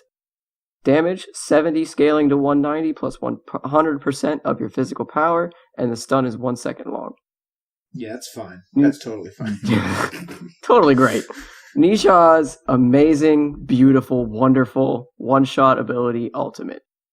Nija dashes forward. If he hits an enemy god, he knocks them skyward for 4 seconds, unleashing a 3-hit combo, successfully timed attacks during the combo result in critical strikes, then smashing them back to Earth in his starting location. This ability hits 1 initial time upon knockup, the 3-hit combo, and then again dealing additional damage, to enemies in the radius as he lands for a total of 5 times. Damage per hit is 400 to 120 plus 40 to 120 plus 30% of your physical power, and the damage initial and landing is 80 to 280 plus 65% of your physical power. So F-Dot. How do you play this guy? How do you play this guy? Yeah. It's one of my favorite characters, actually, in Smite Game. You play him, he is most known for his jungle position. However, he can be played support. It's a different story, and we'll talk about that. And if you want to get really wonky, you can honestly play him in all 5 positions. I don't like non-ranged in the hunter position, but whatever. You could make him work in mid and solo if you really want to get crazy. But traditionally, he's a jungler. You level your 1, Universe Ring Toss. That's going to do a lot of your camp clear and a lot of your god damage as well. After that, you're going to level your 3, your Armillary Sash, and of course, you're going to put a point into your ultimate whenever possible. That's really what it's all about. the easy combo that you're looking for is hit him with the ring toss to debuff their protections, hit him with the armillary sash, and then hit him with the ult so that you can't miss it. Late game Flaming Spear becomes a really big deal. You want to use it for your heal, but it's also an incredibly impressive stim. I'm doing this from memory. 15% attack speed, a large amount of power as well, and 15% critical strike. You get a crit chance as well. Anyway, it just beats up objectives, which is big. Keep that in mind in the 12-minute to 15-minute Gold Fury timings. Also, big tip, when you ult somebody, you land and you get put back to wherever you originally ulted from. So when you sash in and ult, you're going to land right on the bottom and you're going to be crackened. If you ult from a distance and you hit somebody, you go up to the sky, when you come back down, Naja will bounce back, and that can trick a lot of mid-level players not really anticipating where you're going to land. My mind just fucking blew up. Yeah, I can just say last night, that explains something now. Yeah, I didn't know that. My mind literally just blew the fuck up. Yep, yeah, that's a really big deal. It keeps people on their toes. And then I feel bad for anyone that plays against me as Naja now. Armillary Sash gives you immunity frames. So you can dodge abilities by sashing into somebody. So Poseidon, Kraken's under my feet. I sash him, Kraken hits me while I'm in the air. No damage. I learned that the hard way when I was playing Ymir. Got him in a joust damage camp, walled him off, go for my ult. He just turned around and stood there, and then sashed in. I'm just like, that didn't hurt him. Yep. And Dan's like, oh yeah, he's immune when he's dead. I'm like, son of a, like what? I played the perfect combo, and 99 other gods in this game would have killed him. And this guy's just laughing at me. I have so much fun with Naja because of that. So when you ring toss, they slow down, you speed up. So you go and you invade their red buff because you're a dirtbag Naja player, and you ult somebody, right? You ult somebody, you come down, their homie shows up. You dodge whatever nonsense their homie throws at you with Armillary Sash. Then you ring toss. You whatever the command on console is to laugh at them as you run away. And then as they catch up, you sash the second guy in the back. So you distance yourself and dodge whatever stun they're trying to catch you with. Your ring toss is back off cooldown because you're buying CDR. You ring toss to both of them. You laugh at them again as you run in the other direction. That's that's all I do when I play Naja. I just laugh and ring toss. And that's if they survive the first sash. I mean, let's be real. Yep. Can I just bring something up slightly off topic to Naja, but on point to what you're saying about laughing? We were playing a clash the other day, and I was raw, and I don't know who Dan was for this particular match, but we were pressing Titan, and Dan pushed someone out towards the fountain, but they killed him. And they were standing there laughing over where he had just died. Oh. As my raw ult shoots through the Titan area and kills the son of a bitch that's laughing at him. He taunted on my body, and as he was in the middle of his taunt, he blew the fuck up from half health to dead. And I was like, oh my god, thank you, Dad. You are the best. That's what it's about. Yeah. So it's kind of how I play raw. When I raw ult, you got to have your primary target, which for me was a Titan. But you always want a secondary target behind it in case you miss things. And now, obviously, I'm not going to miss the Titan, but it's still, how I play the raw. You gotta have two targets. So yeah, that's what it was. There was just that little red box out there behind them, and. But anyway, back to laughing and taunting as Naja. Yeah. So what about? So Nija's good, particularly in the early game, right? Is he? He's known for the early gank. Yeah. So I'd just say all games. Yeah, that's pretty much it. It's kind of all. Yeah, it's pretty accurate. Let's quote marks. So, I have a very, very specific question that you might not know the answer to offhand, but I really want to ask. All right. What do you like better on Naja?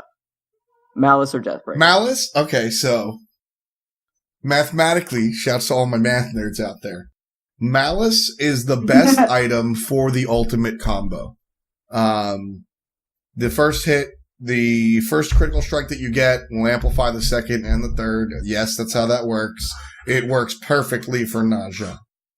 With that said, so Malice is what you quote-unquote should buy. With that said, however, Deathbringer will amplify the damage in your ultimate as intended, however less so overall than Malice. But also, Naja, remember I mentioned Flaming Spear? Bring that back. It's a ridiculously strong stim. It is very good, and Naja's attack chain is also fantastic. If you Deathbringer crit somebody with the fourth hit of your attack chain, you're hitting them for like 1,300 if you have a Deathbringer. So Malice is the better answer. Malice is the correct answer as far as like how do you do the ultimate mathematically. Malice is better than Deathbringer for that ultimate combo. But late game, your basic attacking players, Armillary Sash can crit as well. So I like Deathbringer, and I think that is in practice the better option, even though on paper Malice is the better option. There you have it, folks. There you have it. You know, I was going to ask you a question I was talking about earlier, and I think I answered it for myself, but just for argument's sake, I will ask you. So I was playing Ra in Conquest recently, and the enemy Nija was going to steal our speed buff, and he was just waiting for it to pop, and I came around in behind him through the jungle, and I'm like, you know what? I got my whole kit available. So he's just kind of standing there, just waiting, you know, he's got the auto attack starting, you know, because they're getting ready to pop. So I throw my beam, I hit my ult, I hit him with both. Throw my healing circle down to go in and fight him, you know, as I pull up the slow, and he kills me, even though I threw the beads in there, you know, right off the bat when he tried to stun me. 100%ed me, and left the fight with basically full health. Mm-hmm. And I was like, what am I supposed to do in that point? And I was like, well, I guess I should have just told Dan, your speed buff's gone, and gone the other way and not fought the damn bastard. Yeah. I mean, what character was this again? I was Ra, you know, and again, I had full kit available to him, but it just, even hitting him with the beam and the ult at the same time, he was just able to turn around and just destroyed me in like 0.2 seconds. You're talking Naja? Yeah. Yeah. And, you know, I mean, with his self heal, he was basically back up to full health by the end of it. Yeah. Naja eats up Ra pretty much. And yeah, your option there is to keep your distance around the corner and try to last hit it with your one or your ultimate. Ra doesn't fight Naja. And like there is the imaginary curtain that Duel is a valid game mode. You can't 1v1 in Smite. It's a team game. And so, like, yeah, Ra ain't defending nobody's speed buff against the Naja. I see a Ra, and I go, yo, are his beads up? I don't care, he's dead. And then he's dead. Like, Naja just does the damn thing. I love Nisha because one of my favorite things to do is gank at enemy buffs, and you know, they're like trying to dodge all my stuff, and I'm like, why are you dodging? Throws ring at the fucking jungle buff and they die. Like, that is probably one of my favorite things to do. Throw the ring toss and watch as they die. I just stand there and laugh. Yep. I like, enjoy that is just hilarious to me. So we started covering it with the Hydra or the Deathbringer and Malice. What other items do you say are pretty much staples for the build? So like, yeah, so the go-to what I like on Naja, what I think is generally acceptable is boots, Jotuns, Transcendence, third item. I'll tell you why. Deathbringer. Then if you need Beat Stick, you should have already bought it, probably in place of the Jotuns. If you Titan's Bane, and that's where it gets kind of wonky, because like if they're building specifically against you, which as a Naja they might be, then you build into Titan's Bane. If not, you're probably better off going into maybe even a Shifter Shield if you're ahead. If you're even and they have problematic melee characters, maybe you want to buy a Void Shield. If you're against right now in the current climate, characters like Bakasura and Hunter's Mid are very interesting. Witchblade works well against that, and although it's not a direct offensive item, fits beautifully into what Naja's trying to do. So basically, boots, like, you get, this is smart, you buy boots, thank you. Yes, please buy boots. Boots. If you don't buy boots, I don't play with you. Please don't same. do that to me. Boots, Jotuns. That was and then just my power. assault days. Let me alone. Yeah. Boots, cooldown, power. That's really what you're looking for. And this, of course, is offensive Naja. My like tried and true build that I do, which may or may not be super numero uno. I like speed boots because I think it's more important for me to actually get to the team fight and rotate early game. And if I'm successful, I'm going to be ahead anyway. So I buy speed boots, but I would tell you to buy regular power boots. Don't ever buy attack speed boots. I buy Jotun's Wrath because I like to have my ring toss up as soon as possible and as often as possible. And then I buy Transcendence. Transcendence is a ton of power and additional CDR. And by the third item slot, you are probably getting objectives. You're probably getting kills. You're probably getting towers, which means that your gold is augmented. And Transcendence is a very expensive item. So buying it in your third slot is better than buying it in your second slot, like some people fall into the trap of. Shifter Shield is also appropriate here. It's just a ton of power. Again, you're just looking for power, but you're getting more power and an interesting passive in lieu of instead of additional cooldown. And I like the cooldown. After that, I go into Deathbringer. Again, we had the Deathbringer Alice conversation, but one of those items is going to amplify your damage. This, of course, if I'm ahead or even. If I'm behind, I'm probably buying a Magi's Blessing first because that allows me to continue doing me while I try to CC me and I can get out. And then if I'm behind, maybe I buy into a Void Shield or a hybrid item like that, Witchblade, Wingblade, etc. But yeah, boots, Jotuns, Trans, Deathbringer is kind of like where that's my home base for Naja. And then you get all niche-y and technical. Niche and technical.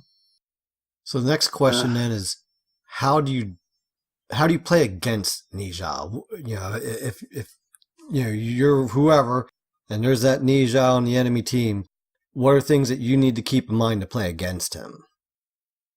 One of my favorite things to do against Naja is in the lobby say ban Naja. And Yep, pretty much. But if for some reason, so at a competitive level, sure. In ranked, I don't want to play against no Naja. Like, I don't want to do that. So ban Naja in your ranked games. But Naja, biggest tip I can tell you, spread the hell out, man. The amount of times a teammate runs towards me as there's a Naja closing in, I'm like, no, go away. You're going to bounce us to death. Leave me alone. Don't do this to me. Yeah, the ring bounce. Be aware of your surroundings when it comes to that ring bounce, man. That is a really big deal.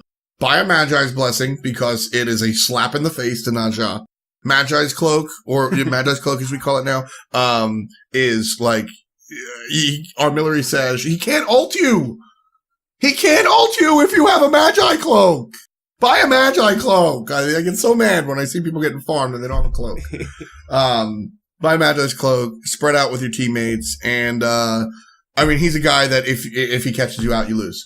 Like, you're going to lose. So don't box him unless you're a Hunter or a Bakasura or a Kali, and don't be by yourself. Because if he finds you in an alleyway, you are dead and he has your wallet. There's like he's not a character you're supposed to 1v1. So avoid it. When you're a team, make sure that your tanks are intercepting his abilities and beat him up, just like you would beat up any other assassin. Would you say that as a tank going against him, that the anti-crit armor is something that you should pick up? Or is it just not really worth it against him? Yeah, it's not really needed against him. You're tanky enough that when he ults you, traditional protections and mitigations will be a better look than the anti-crit. He's Naja is interesting to me as far as a character in the game. He's one of the few assassins in Smite that truly lives up to that definition. There's not a lot of assassins that feel like if they catch you, you are 100% dead. Yeah, I agree. And Loki's in there. He's like a souped up Loki. Yeah, it's like he will catch you, he will kick your ass, but he's also not, a one hit wonder. He brings a lot that ring toss, slowing an entire enemy team in a fight. The CC chain. Yeah, he brings a lot, which awesome. He brings a lot. So what's your favorite skin for him? The DM brand skin. There's a skin where he's an aggressive inliner, and I'm a skateboarder. I grew up as a skateboarder, and so it's part of my culture as a skateboarder to make fun of rollerbladers and aggressive inliners. That's like what I do. And so Naja is a small, angry little man, and DM Brandon is a small, angry little man, and both of them, DM Brandon used to aggressive inline. He used to be an inline skater, and so I make fun of him. Oh, that makes so much sense. Doesn't now. it? Oh my god, it makes so much sense.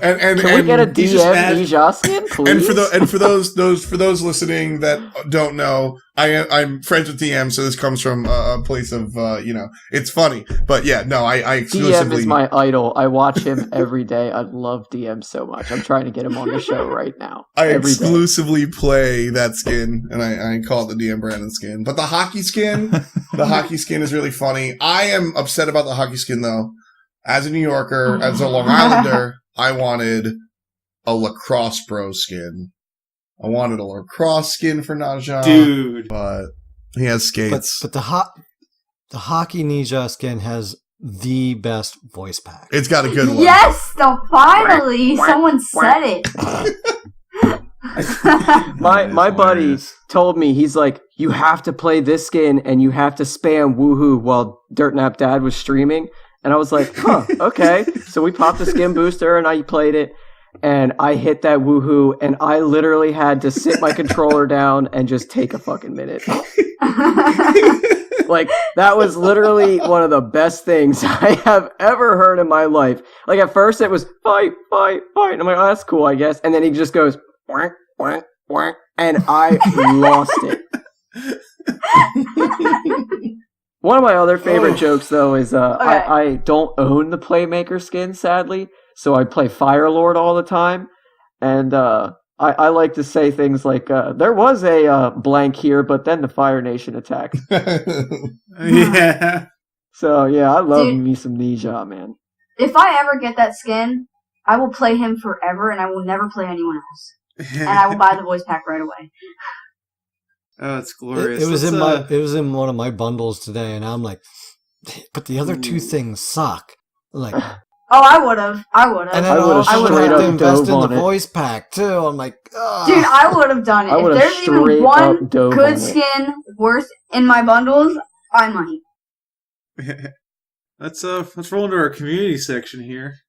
Yep, let's get things wrapping up here. Last thing on the agenda here today is ye old community section here, Beagle. Yeah, it is hot in here, so I really do want to wrap up. Alright. Alright. How many do we got here? Not too many. So it's pretty short. Okay. Alright. This week's community challenge, I actually remembered to say this time, was what do you want to see for future adventures? And first up we have Nevaeh, said Smite Car 3. I didn't even know there was a 2, but hey. It's a punk duck thing. Gotcha. Alright. Cricket. Ow!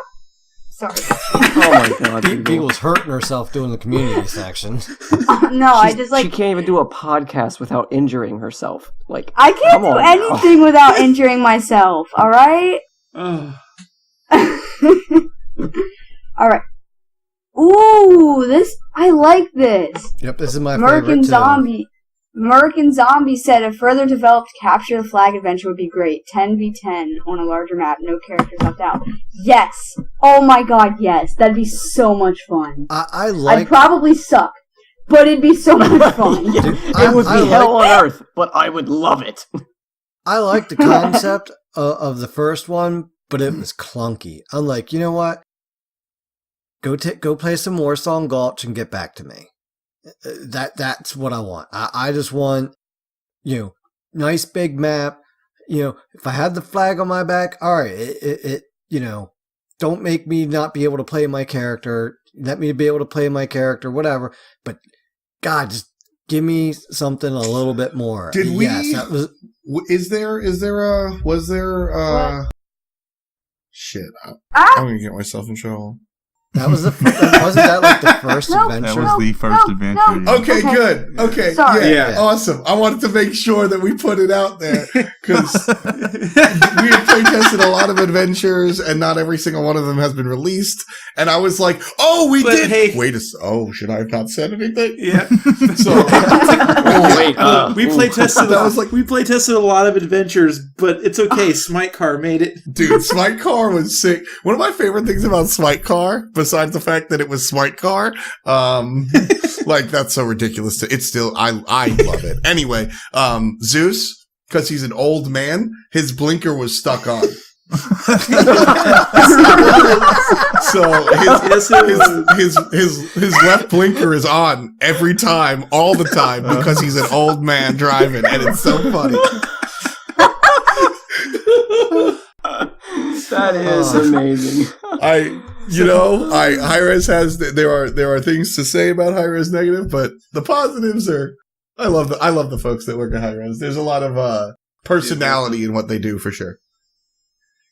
So Dirtnapp's dad, Vio followed up American Zombie with just add Warsong Gulch to the game. And I didn't even see that before I said that. Like sitting there afterwards, like, what's next? Like, oh shit, I stole Vio's thunder. This just keeps going, man. You got a good diatribe going here. No, you're good.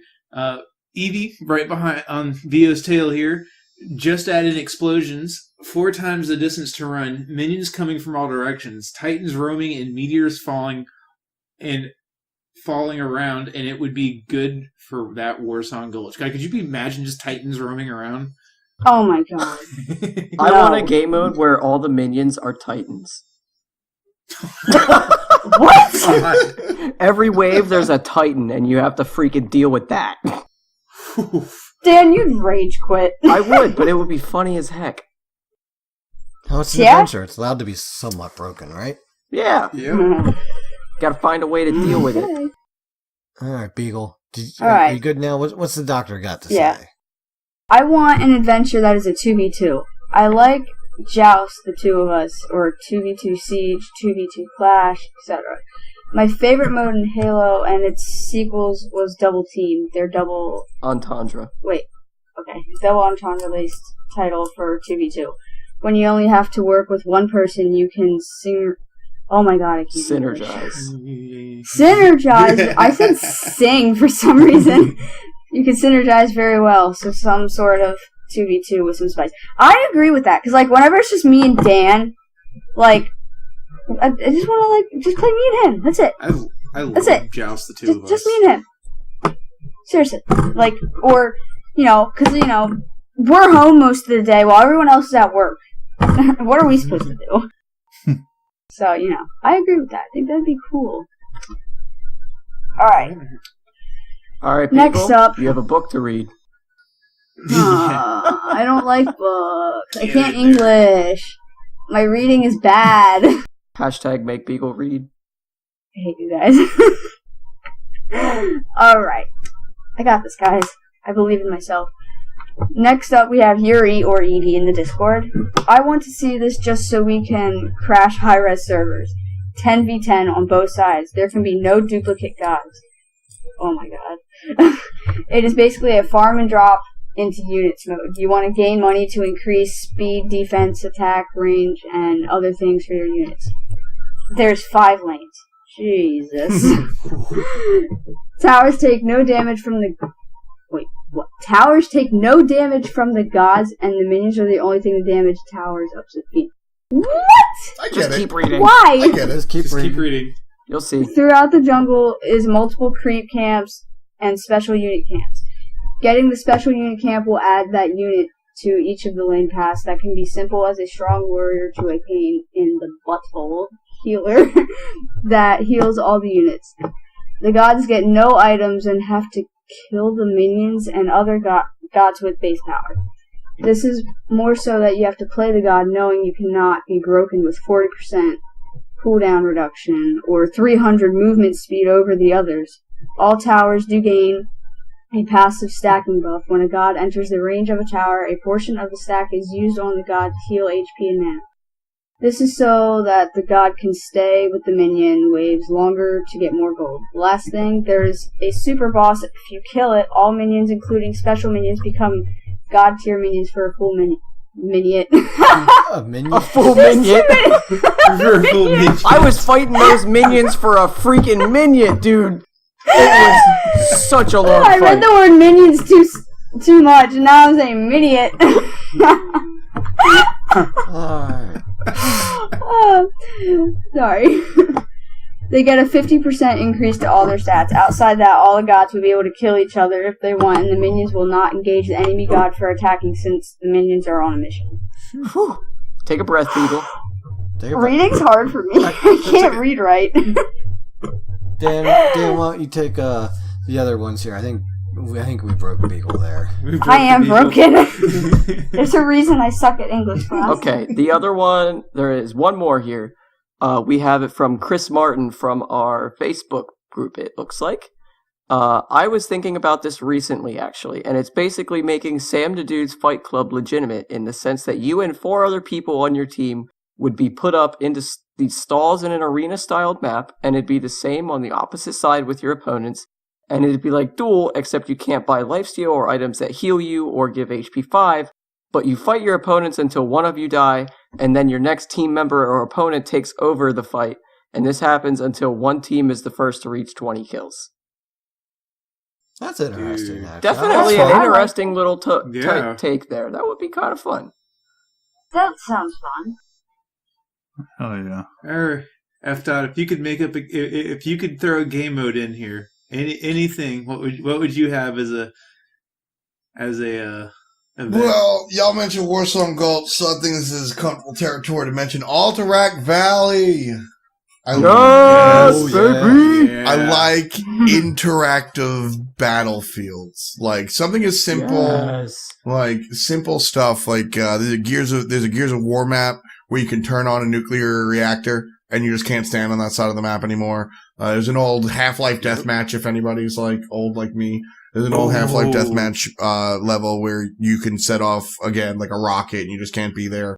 I like stuff like that. And Alterac Valley, for listeners that, aren't WoW nerds like us, was basically like giant war on a giant map, but the map had all these spots, like you can go and like summon like a siege monster by doing this thing, or you can make your minions stronger by doing this thing. So it's kind of like what, the last one that, Beagle Girl was talking about, that big over, it's kind of like that. Like, I think that would actually be similar to kind of what I was thinking. I got a lot of fun want. memories from that map. Yeah. A lot of fun memories. That was really fun. I played a rogue going through that, and it was funny how often I would have to lead the charge to get to that next objective. Like, seriously, why do I have to lead the charge as a rogue? But, sometimes you just need to, blaze the trail for others to follow. I thought about this one a lot, and they put out basically the RPG version of Smite as the adventure.